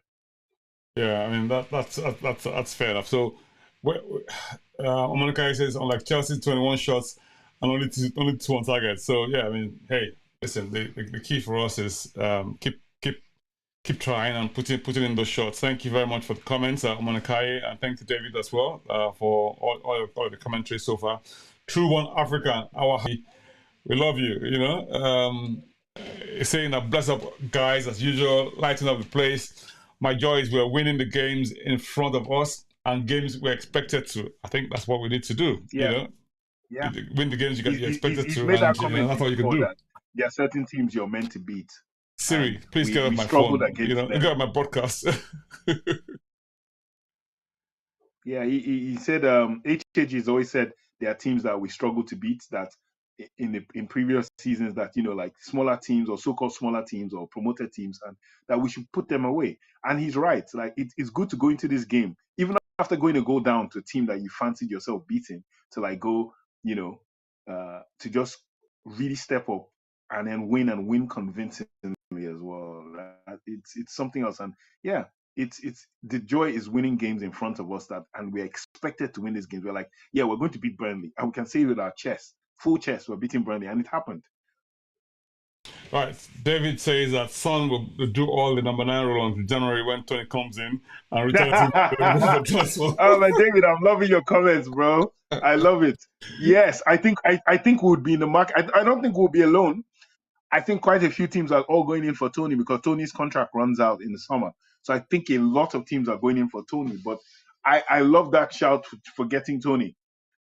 I think Richarlison is going to go to Spain at some point. Yeah, we'll see how that pans out. We'll see, but I think the game is open to the point that I honestly believe that Richie will score goals. I honestly do. I don't care how this looks to everybody else. I just know that he will score. Ben 10 is so keen to return. Did you guys hear what Ange said about him pushing to play? Bissouma, Bentancur, and Maddison. And then Skip, Sarr, and Lo Celso are second. Now, you see that mix. Sunday, wonderful comment. I love that. The Skip, Sarr, and Lo Celso comment, I think it's really nice because they complement. Skip, Sarr, and Lo Celso, I think, complement more. You could say Højbjerg as well. Højbjerg, Sarr. Sarr is the missing link for those guys. You need someone who can run and get the ball back and win it back and box to box it. So yes, I wouldn't mind that. Sunday, very good shout. Very, very good shout indeed. Yeah, so I mean, I couldn't agree more. I mean, if you think about it, so True Born African says actually bringing in a winning mentality, which is good for us. So the team, Chuma and Kuli. Hat trick. Evan Ferguson's hat trick. Oh wow! Another hat trick today. Giddy gosh, what a day for hat tricks! Oh, fantastic! So it's a day of hat tricks, right? You got Son having a hat trick, and Newcastle are getting handed second season in Champions League. I told everybody, judge them on the next season when everybody knows what they are all about. Absolutely. Right, David says that Kulu reminds him of an old man working in a man's club playing W's. Dave, you're hilarious. You're totally hilarious. That is brilliant. That is brilliant. No, I love that. That's brilliant. Yeah, thanks for that. Meta Football TV, thanks for joining us. Yes, great to have you. Small detail to improve that could really be costly against bigger rivals, but all in all, good results. True. Fair enough. I mean, like we said earlier on, there's areas where we could have improved on in terms of preventing transitions and essentially just shutting down the opposition. But I think overall we kind of gave a good account of ourselves in terms of having to prevent turnovers and transitions today. Listening to Dave says, having watched football at the highest level for 62 years, my opinion that if Kane had not been sold and he played the number 9 role, then Kane would have scored 30 goals and Madison at least 12. I agree because without a doubt, I mean, there's no question about it. No question about it, right? Yeah. And again, signing, right? It's too much of a liability of the field, and with only one player that are 100% committed. Right. Interesting take, Meta. Interesting take. I get what you're saying, but I think he's on a redemption tour at the moment. I think the shock of this suspension for betting, I think it's made him really set up Tony. I think Tony is going to be very ultra professional when he comes back into the game. I think and in fact, he knows the big teams are looking at him as well. He doesn't want to embarrass. Richarlison couldn't score. Richie will score. I think if Richie becomes a substitute and you start bringing him on as a striker, I think Richie will score. I think he'll score. Thank you. I mean, I think what's the name? Eric agrees with you. It says, how do we put it now? It says, tell him, bro, Richie will bang him in. Patience. Exactly. Right. Come down the season, Udogie will be the best. He had this half chance today where the ball was played in and he raised it. He tried to raise it over the head, and then I know what he was trying to do, control it to volley. And I was like, dude, you should have just taken that like first time, But I get where he's coming from. He's over elaborating at the moment, but everyone's losing faith in Richie, and I refuse to. I think yes. Come the end of the season, David Clark, come the end of the season, Udogie will be the best left back in world football. I think a lot of people slept on Udogie, and watching him at Spurs, they're going to go, wow, where did this kid come from? And, how can we get him? But, he's going to be a piece. We have several pieces that are other clubs are going to look at and go, how did we, Bissouma was that one last season. It didn't happen. It's happening this year where other clubs are looking at saying, how do we let Bissouma slip through our fingers? Same thing is going to happen with Udogie. Udogie, right, exactly. And he's only 20. Ivan Toney's 5-1. I love David. I love the humor using a betting analogy. I love that. Right. He's 5-1 on to come to Spurs. will Ivan Toney take that same bet? David? I know, right? Will he bet on those odds himself? I don't know. He's not allowed to, so he'll behave himself. He won't bet on himself. Right, keep the comments coming in. This is Common Spurs TV. We love the banter. We love the interaction. We love how everyone is engaged. And yeah, we love the fact that Tottenham have had a good start to the season. Coming away 5-2 winners away at Turfmoor. A potential banana skin on the face of it. But we came away worthy winners and gave an absolutely great account of ourselves over the course of the match. We would love to hear from you wherever you're watching from. So this very, very much. Thank you very much for all the comments. Keep them coming in, right? So got David again saying that I know what I'm trying to do when I play tennis, but I couldn't get the damn ball over the net. Richarlison doesn't know even how to Dave, get up Richarlison's back. Come on, let him rest, I think Richarlison is this season's Emerson Royale. I know. Yeah. So yeah, I mean, we've had a good game today. Great outcome in terms of the players that sort of gave account of themselves today. Let's just sort of do what might call a bit of a review of each player's performance, if you like, And I mean, before we do that, I just thought, I know you mentioned Vicario making the save, an outstanding save in the course of the match today. And I saw that today and I thought to myself, that is why he's called Venom, right? And the reason why I thought that save was fantastic was not just because he saved it, was the fact that he had to sort of switch, if you like, because there was a deflection that There sort was a of almost deflection as well. took it away from him, you know, and within that same movement, he was able to sort of respond and still keep that ball out of the goal, Exactly. which was absolutely phenomenal. Absolutely phenomenal. So yeah, I mean, Exactly. Venom, Vicario, fantastic job. Yeah, great job. Right. Exactly. Who wants to say something else? You want to say something else? No. You said we're going to review their performances. Yeah, Right? let's see what each player did today, and then we can sort of look at the performance of yeah. So we'll start with Vicario in goal. So Vicario in goal, on a scale of 1 to 10, what would you grant him? I would give him I would actually give Vicario I'll give him an 8 because barring their first goal, which he couldn't have done anything to really stop, it was a lightning quick move, cut back, quick shot. He really couldn't react as quick to stop that. He didn't have much to do apart from that save, but he was very good with his feet today, and he made some very very good build up passes that I was very surprised that he was calm under pressure. So I give him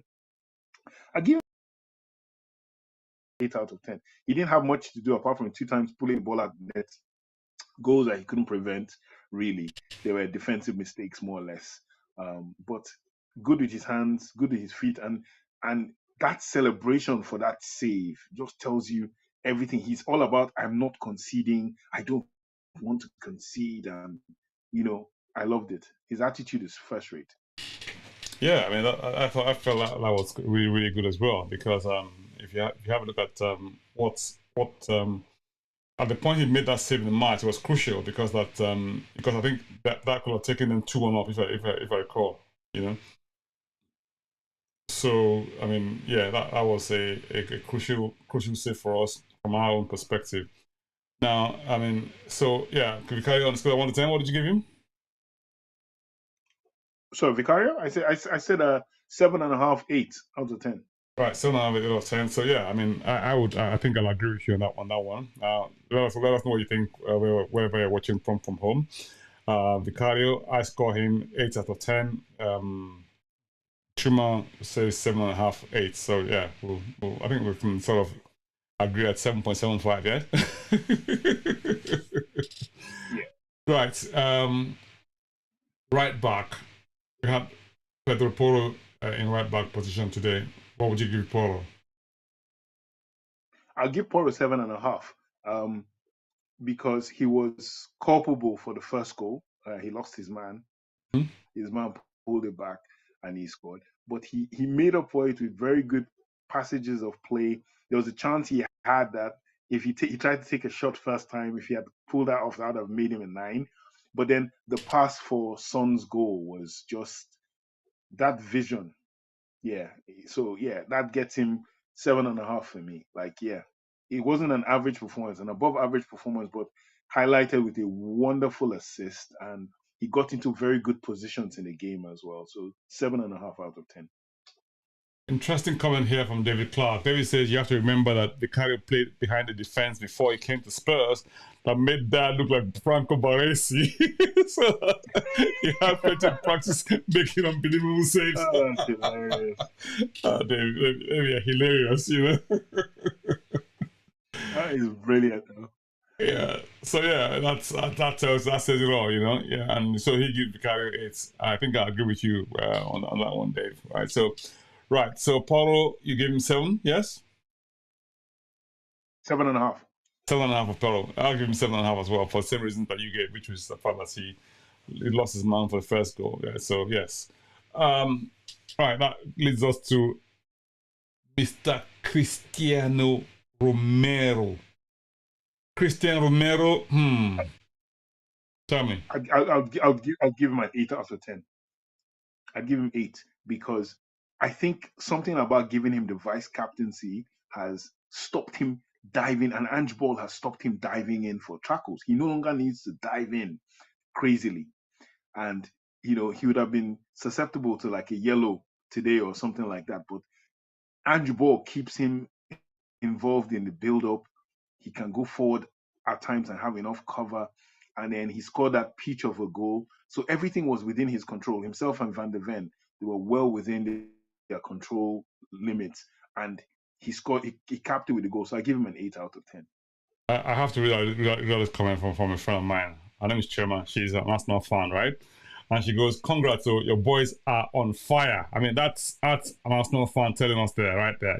That our boys are on fire. I mean, come on, thank you for that. Yes, shout out to you. And I mean, I'm not saying I want you guys to do well tomorrow. I hope Man United beat you guys, but hey, thank you for hitting us today. Right. So, Romero, 8 of 8. Yes. I give him an 8. Good. I'll have to give him an 8 as well. Now, Dave says that Paul 2 for Burnley's goal, for Burnley's first goal, and 8 for the rest of the game. So he give him a 6. Okay, fair enough. Right. So I thought Meta Football. You said you didn't watch the match. He says Van der Vaart's fault for first goal, not Porro. Didn't close in on the man receiving the ball. Too bland. I think that's a bit too.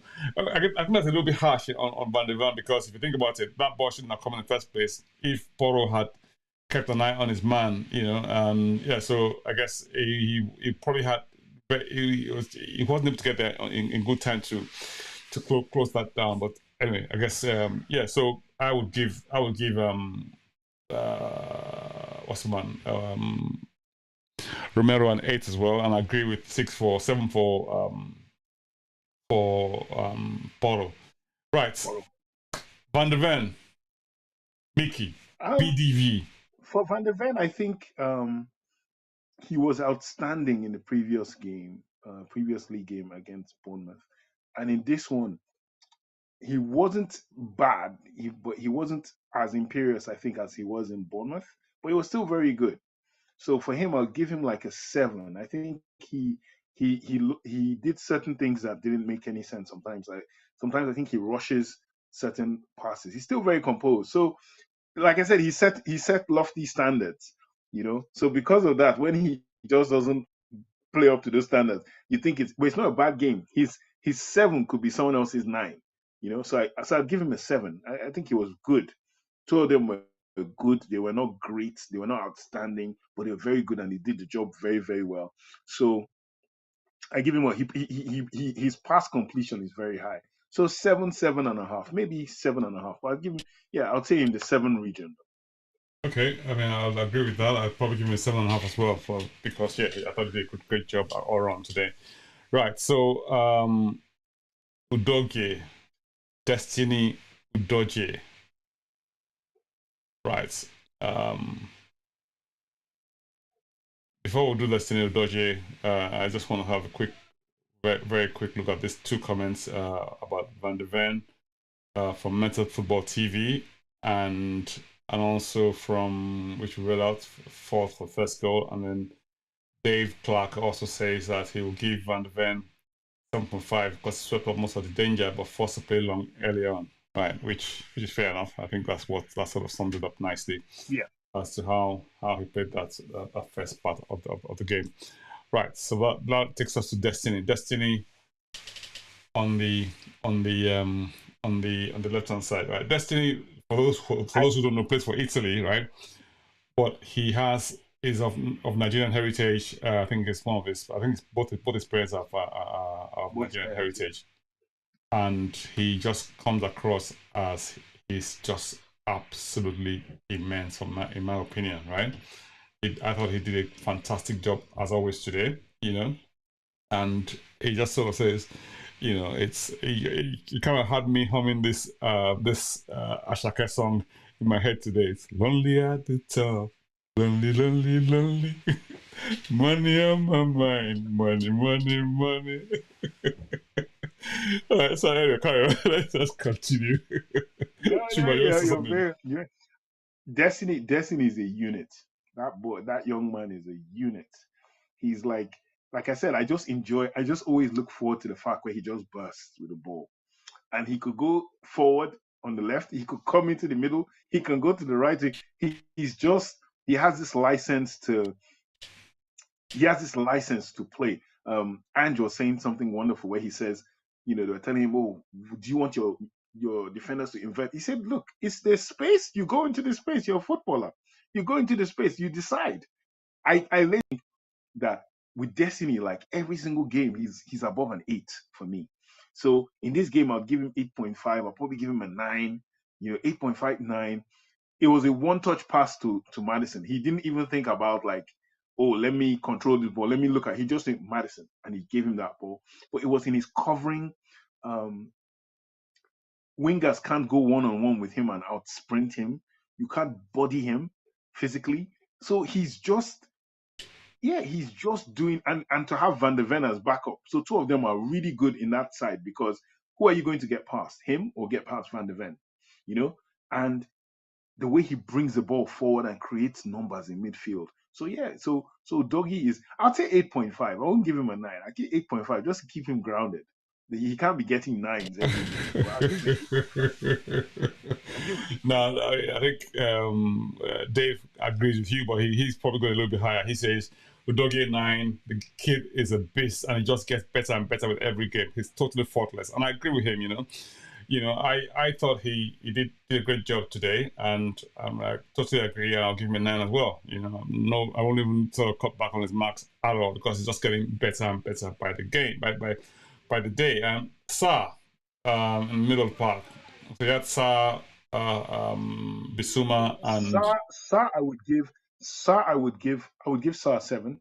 I'll give Sa a 7 out of 10, because he didn't get into the box as much as he did in the previous game, where he was trying to, because I think he was needed to help recycle the ball and win back possession a bit more. So Sa for me was a 7. And I think he was trying a bit too hard in certain points. So I'll give him a 7. He won the ball back. He was one of those that put pressure for that second goal for Romero. But he does a very good job with Bissouma. He understands Bissouma. He allows Bissouma be himself. So because of that, I'll give him a 7. He didn't do anything wrong, but he didn't do anything outstanding. So 7. Yeah, I thought, like Dave said, he had one of his quieter games today, which I get that. And since some of his passes were a little bit off today as well. So I think one of the things with Sa today was, I think he became a little bit more cautious because of the fact that he was booked earlier on for that throwing the ball away. Yes. So that sort of kind of made him a lot more.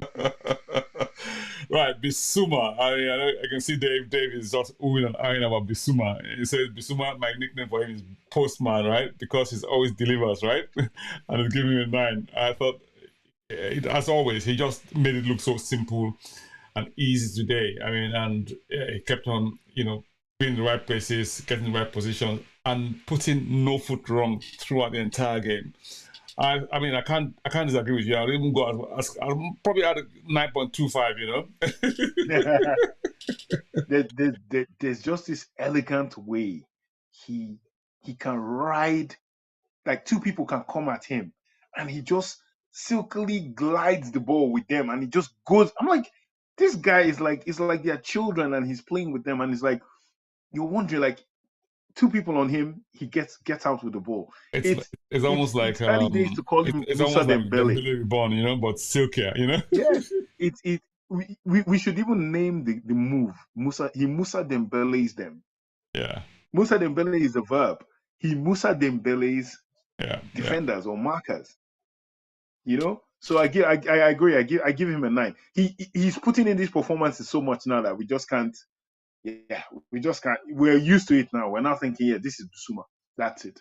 Yeah, that's. I can't. Then let's get just to Maddison. Come on, Madders is the business. Madders is just. He wears 10. He wears 10. He averages 10. I know. Like I'm willing to put money on double goals, double assists this season. Double. I'm willing to put money on that. Over 10 goals and get over 10 assists. And absolutely fantastic. Absolutely fantastic. I can't. I can't disagree. I couldn't disagree at all. I mean, right up 10. 10. If you could give him more than 10, I will give him more than 10. He was absolutely awesome today. Yeah. He wriggles off tackles. There's a spin move he likes to do. He gets the ball on the half turn and just spins. And as he's spinning, he's dropping his shoulder and taking another man out so he can get the pass through. It's just like Glenn Hoddle is raving about. I love the fact Hoddle loves him because Hoddle can see this guy is painting pictures on the pitch. He's looking and seeing who can I get free, who is free, who can I do a 1-2 with, who can I pass to, and I can't wait for him to really start hitting the target with free kicks and stuff because his long range shooting has already told you what he's on. So if he gets his free kicks dialed in, like I said, I give him 10 goals, and that's 10 league goals. Not 10 goals for the season. I think he can score 10 league goals, and I think he can get over 10 league assists. Well, he's 8 off that already, so hey, he hasn't got long to go. Exactly. He's got 8 more. Yeah, so it's a 10 out of 10 for me. It was a 10 out of 10 game. Man of the match for the second league game in a row, James Maddison. Fantastic. Now, on the right hand side up front, Man Solomon, what would you give him? Oh, he was left hand side. Left hand side. Man Solomon, what would you give Mano? Mano Solomon had 2 assists. Yep. He pinned his guy back. He tried to get involved. He came into the center, and he's a little guy. So they would try to brush him off. He tried to do this Zidane roulette once or twice. I loved it. So I give Mano Solomon an 8, 2 assists. And yeah, he's finding his feet. I think the more games he starts, I think Solomon will get better. And I think he will now even start looking to score. In this game, he's looking to provide because this is his first major start in the league. But I think if he continues with the trajectory he's on, Mano Solomon will be looking to score. I think he's such a wonderful addition to our squad. So I give him an 8 out of 10 for this game. I would love to see what the stats look like. The same number of games we played in the season with Kane, the team last season, compared to what number of games we played so far this season and how many goals we scored in this same time frame. It was interesting.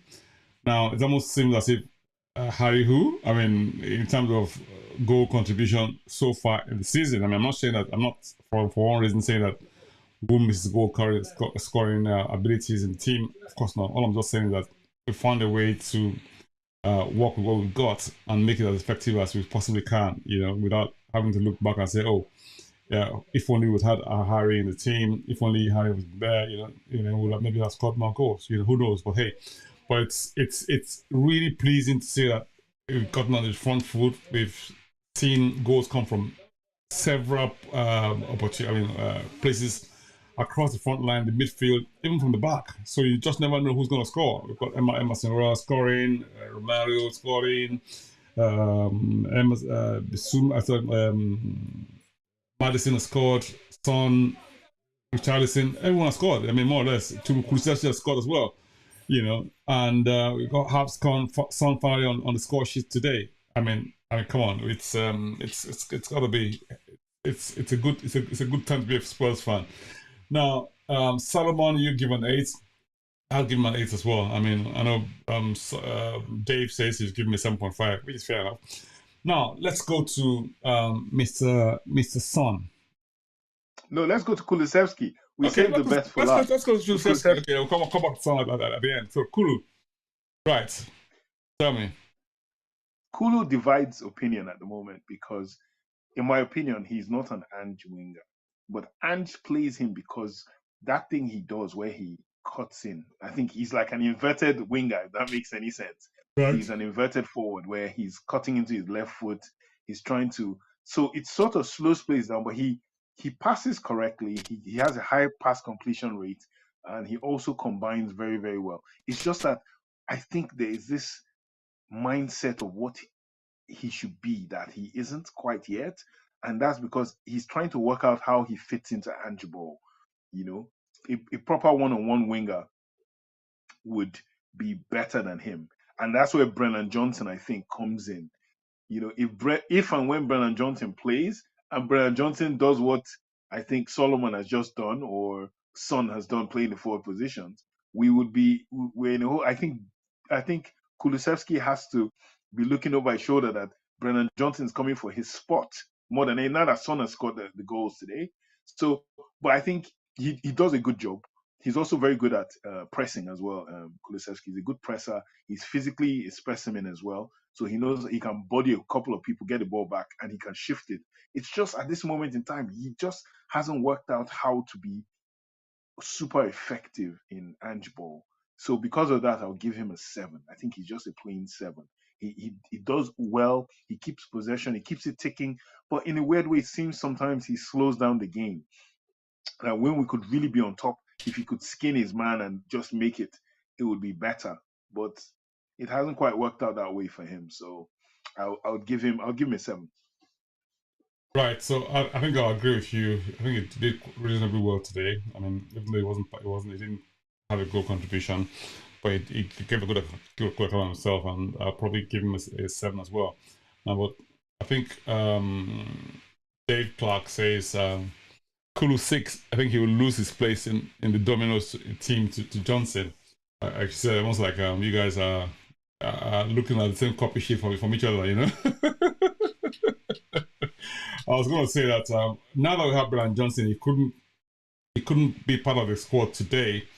But that's another option for us up front. You know, how do you see him fitting into what the way we play? One, yeah.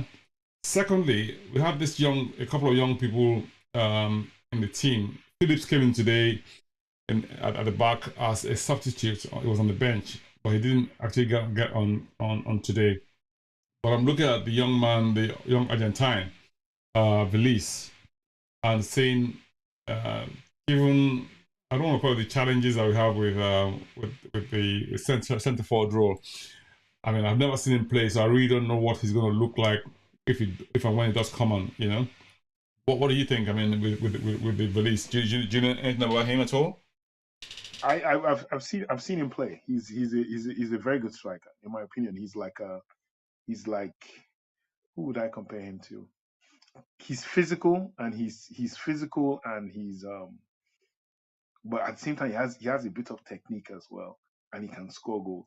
I'm hoping and praying that it's not I'm hoping and praying it doesn't happen, but I'm looking at a Kane Soldado thing with Richarlison at the moment. Like, I'm hoping this kid doesn't come, we chuck him into a game and he scores a hat trick, and it's like Richarlison now becomes Soldado. We're literally repeating history again. Like, that whole thing of where they say there's nothing new under the sun, everything has been before.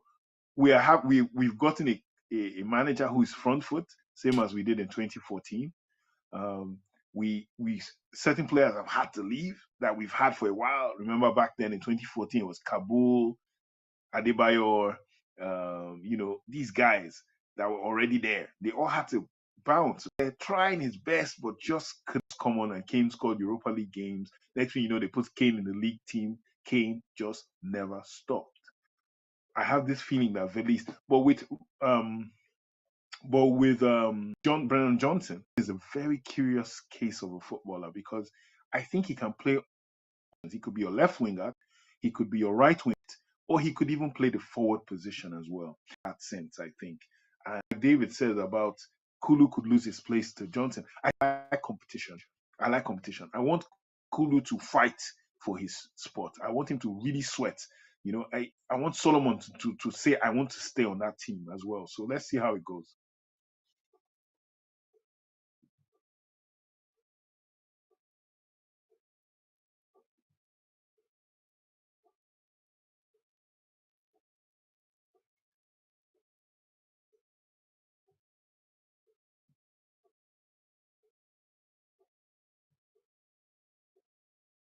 You still going on?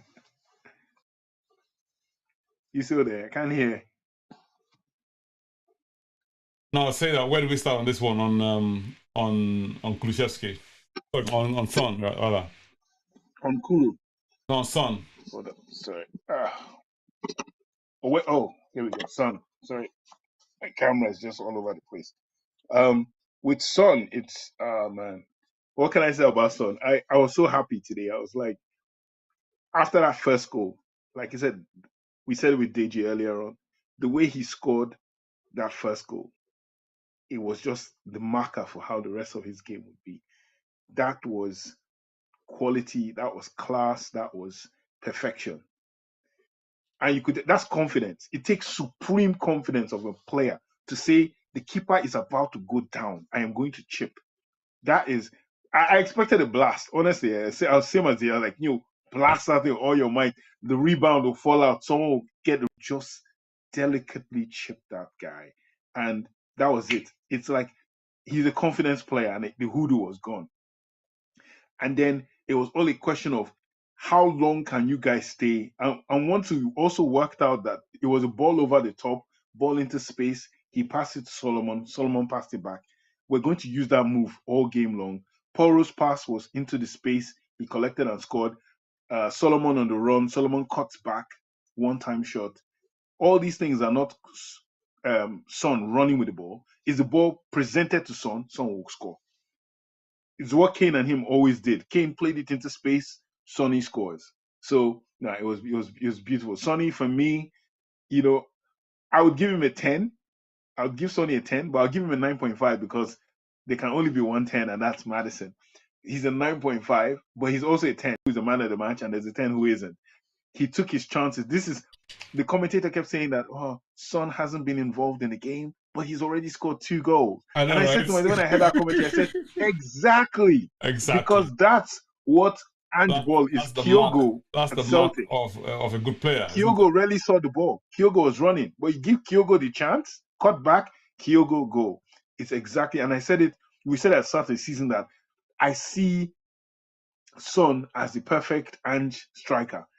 Him and Richarlison, because they can run, they can move about. Richarlison just hasn't started scoring, but Son definitely has. Son can see how easy it will be for him to play forward in this system, And let's see what happens the next game. But it's we go away for the international break now, right? So no, we have one more match. I think we're at home to Sheffield. I think we are home to Sheffield. I think we're home to Sheffield before the for the international break. So and they've given a good account of themselves, to be honest with you. Sheffield United, yes. No, actually, no, we go away because that's on the 16th. Oh, is he away? So the international, no, the game is on the 16th. So international break is now. So we've got 2 weeks.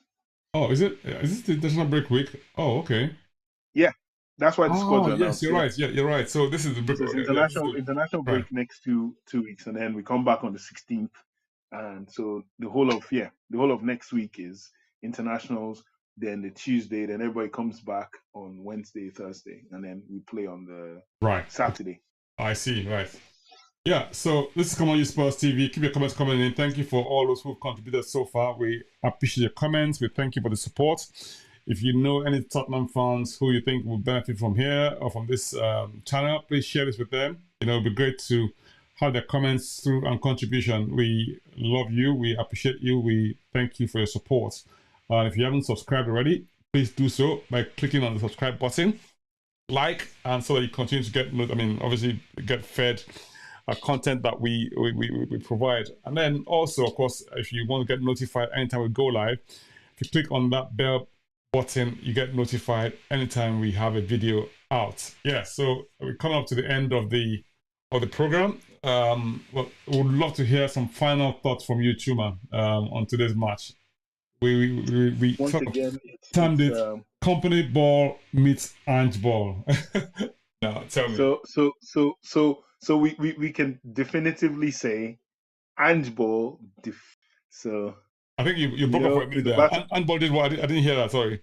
Angeball defeats Kompanyball. You don't want to go as far as destroys, no? No.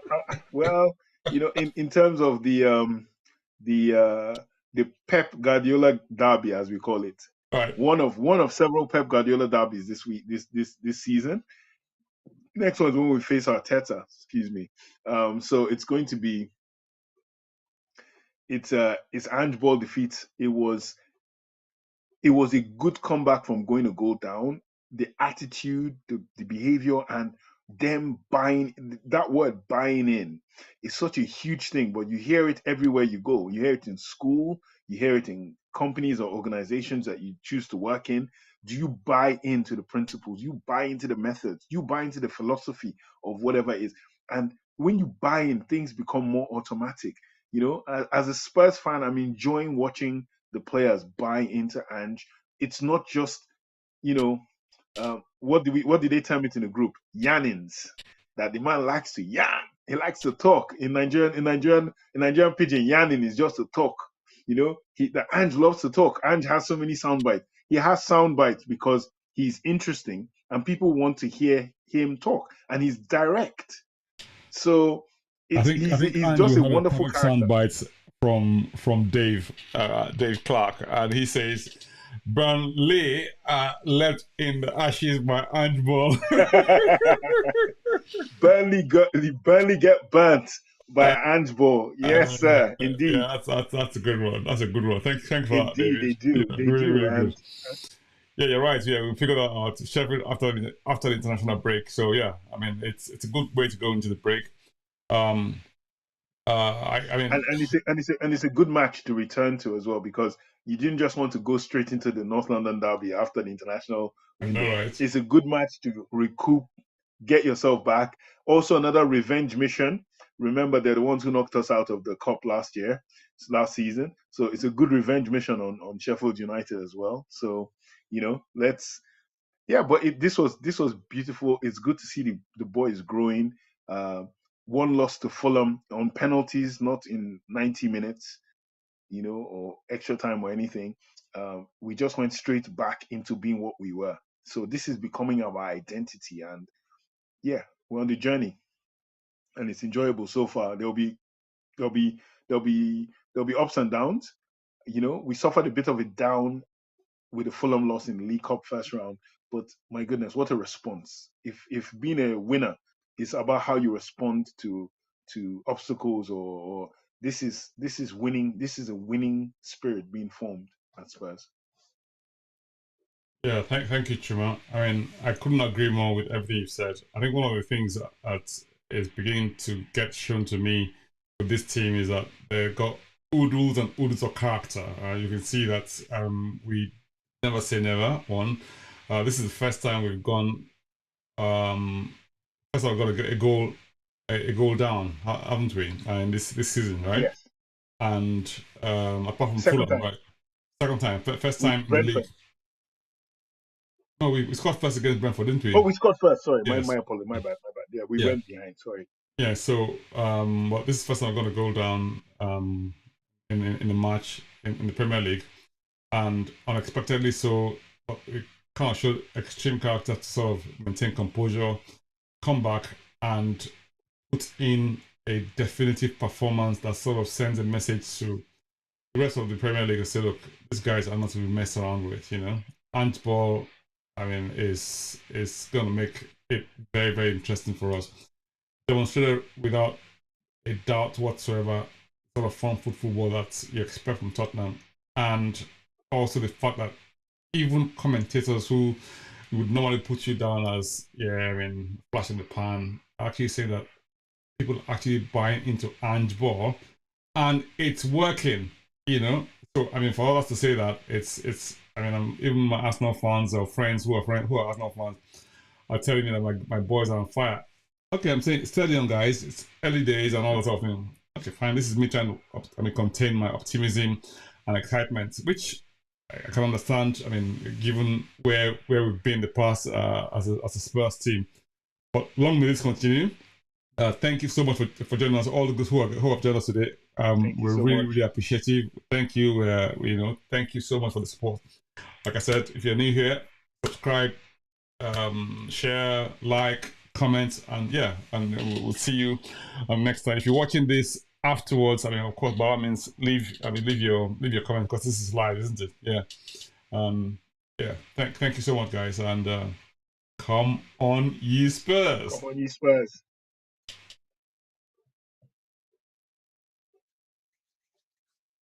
Angeball.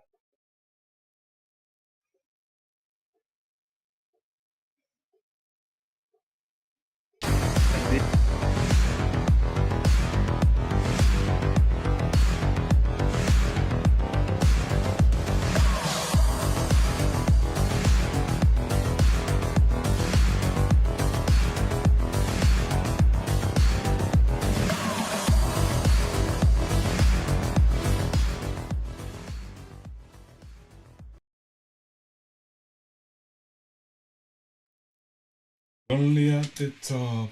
Lonely, lonely, lonely. Money on my mind. Money. Mm-hmm.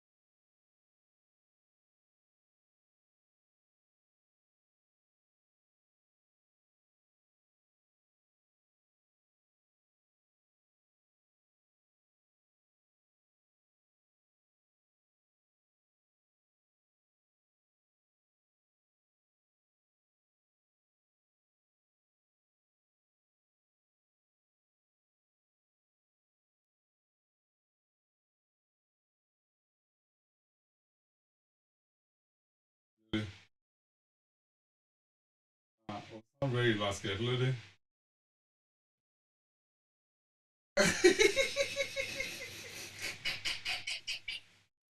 I mean, just.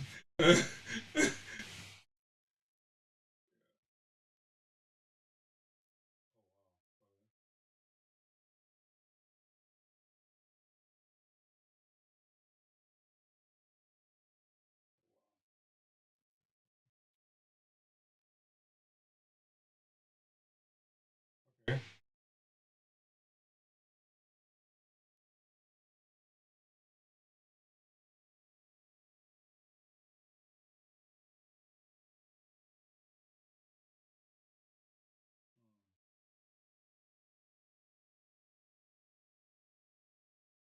Ah, man.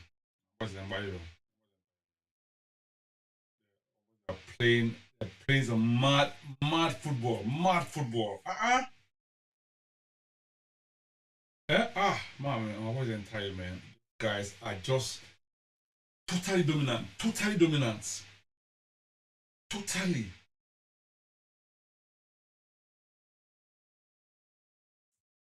Let me tell you what Postecoglou. It could have been 8-2. It could have been 10-2. Yes, of course. Of course. Romero scored. Why goal, Romero? Best goal of the lot. Best goal of the lot. I'm telling you. Best goal. And no, and all the other goals were not bad either. They were not bad goals. But if his own goal was the best goal of the lot, what was the matter today? Everyone goes in. I just goes, goes in. One goes in, I genuine.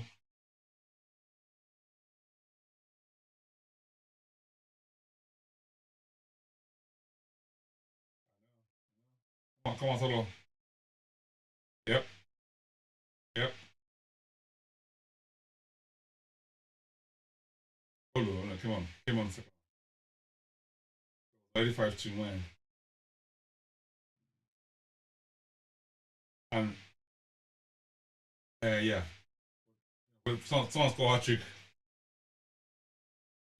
and by the time it was 5-2, still had 25 minutes to go. Will you imagine? I thought it was 5-1. It was 5-1. Not really. It didn't really create any opportunities for City, but he had one that. Okay, so what happened was that the ball came over to him, right? He won't hide the way or volley, but it just didn't come off, But you could see what I was trying to do. But we played well, played really, really well, really, really well. Ah, mommy, when in on the keeper, mommy, there's one part that when back shot come, ball it was already diving, right? Ball bounce off Romero, right? Go save it, and Tubari Boshi celebrates, It was like remember we won the match in Korea, Um, very, very good, very, very good, great performance, great performance.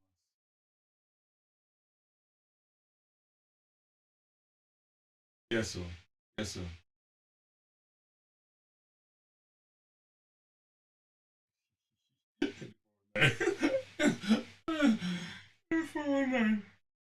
Honestly.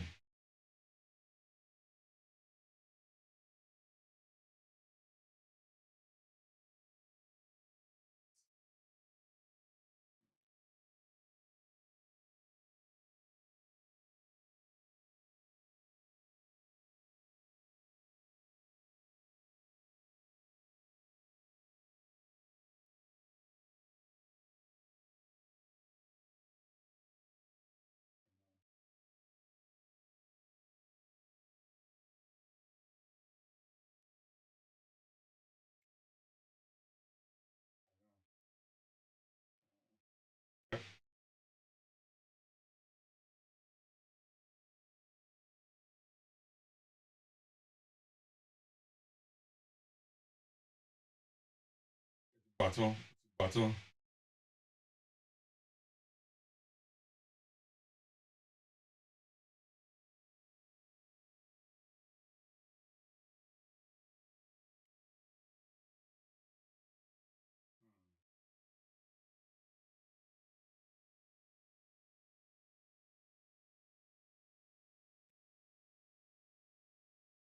Madison. No score. Yeah, yeah, exactly.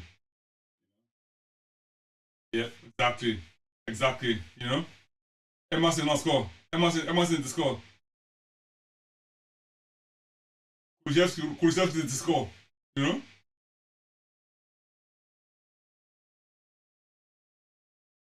Yeah.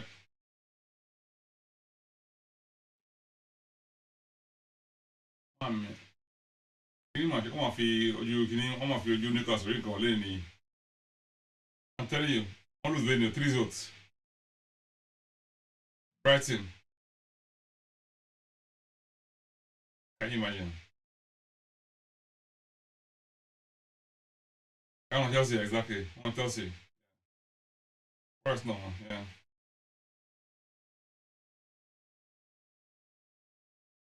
Howie.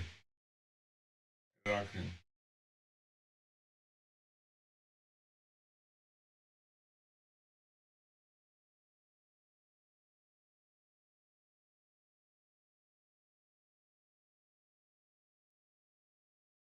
Yeah, exactly. Yeah.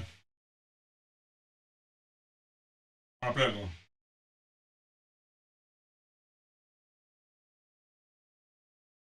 Imagine.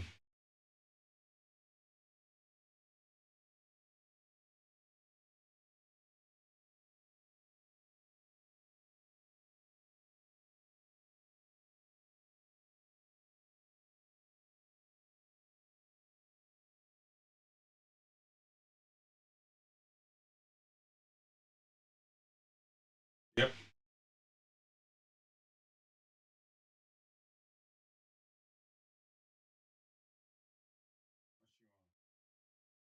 Sure.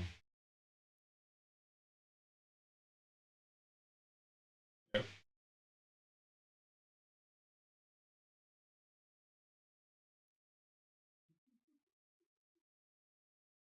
Hang on. What? Oh, actually, Meta to lose by. They lost to. Um. They lost to. Fernandez. Liverpool. They lost to. Táwọn lose sí Liverpool, Brighton. One other team they lost to.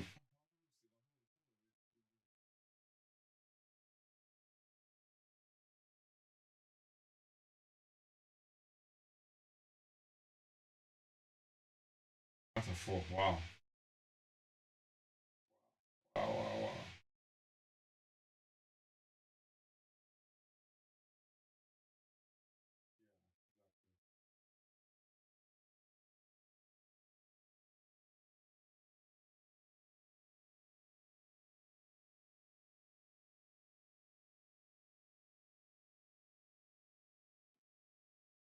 She was signing. She was signing. Uh, exactly.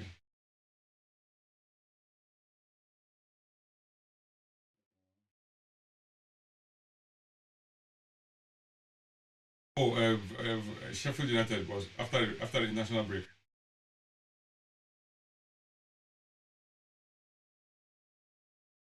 But exactly. Okay, they lost to City as well. They lost to City as well.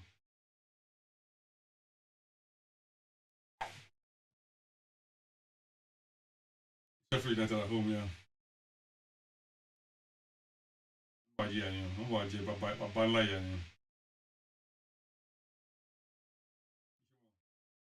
Yeah. Pàṣẹ pé wọn ní nǹkan tó bá wọn. Don't know what hit them. Yeah.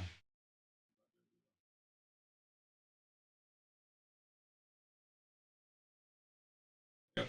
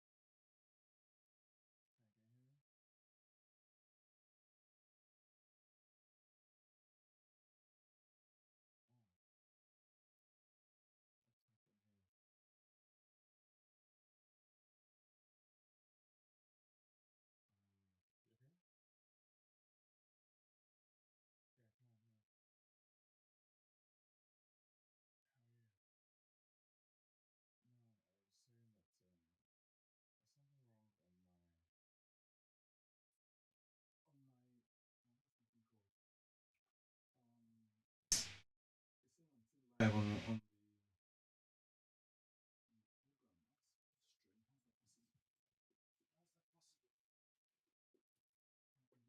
seems like forever. Crikey.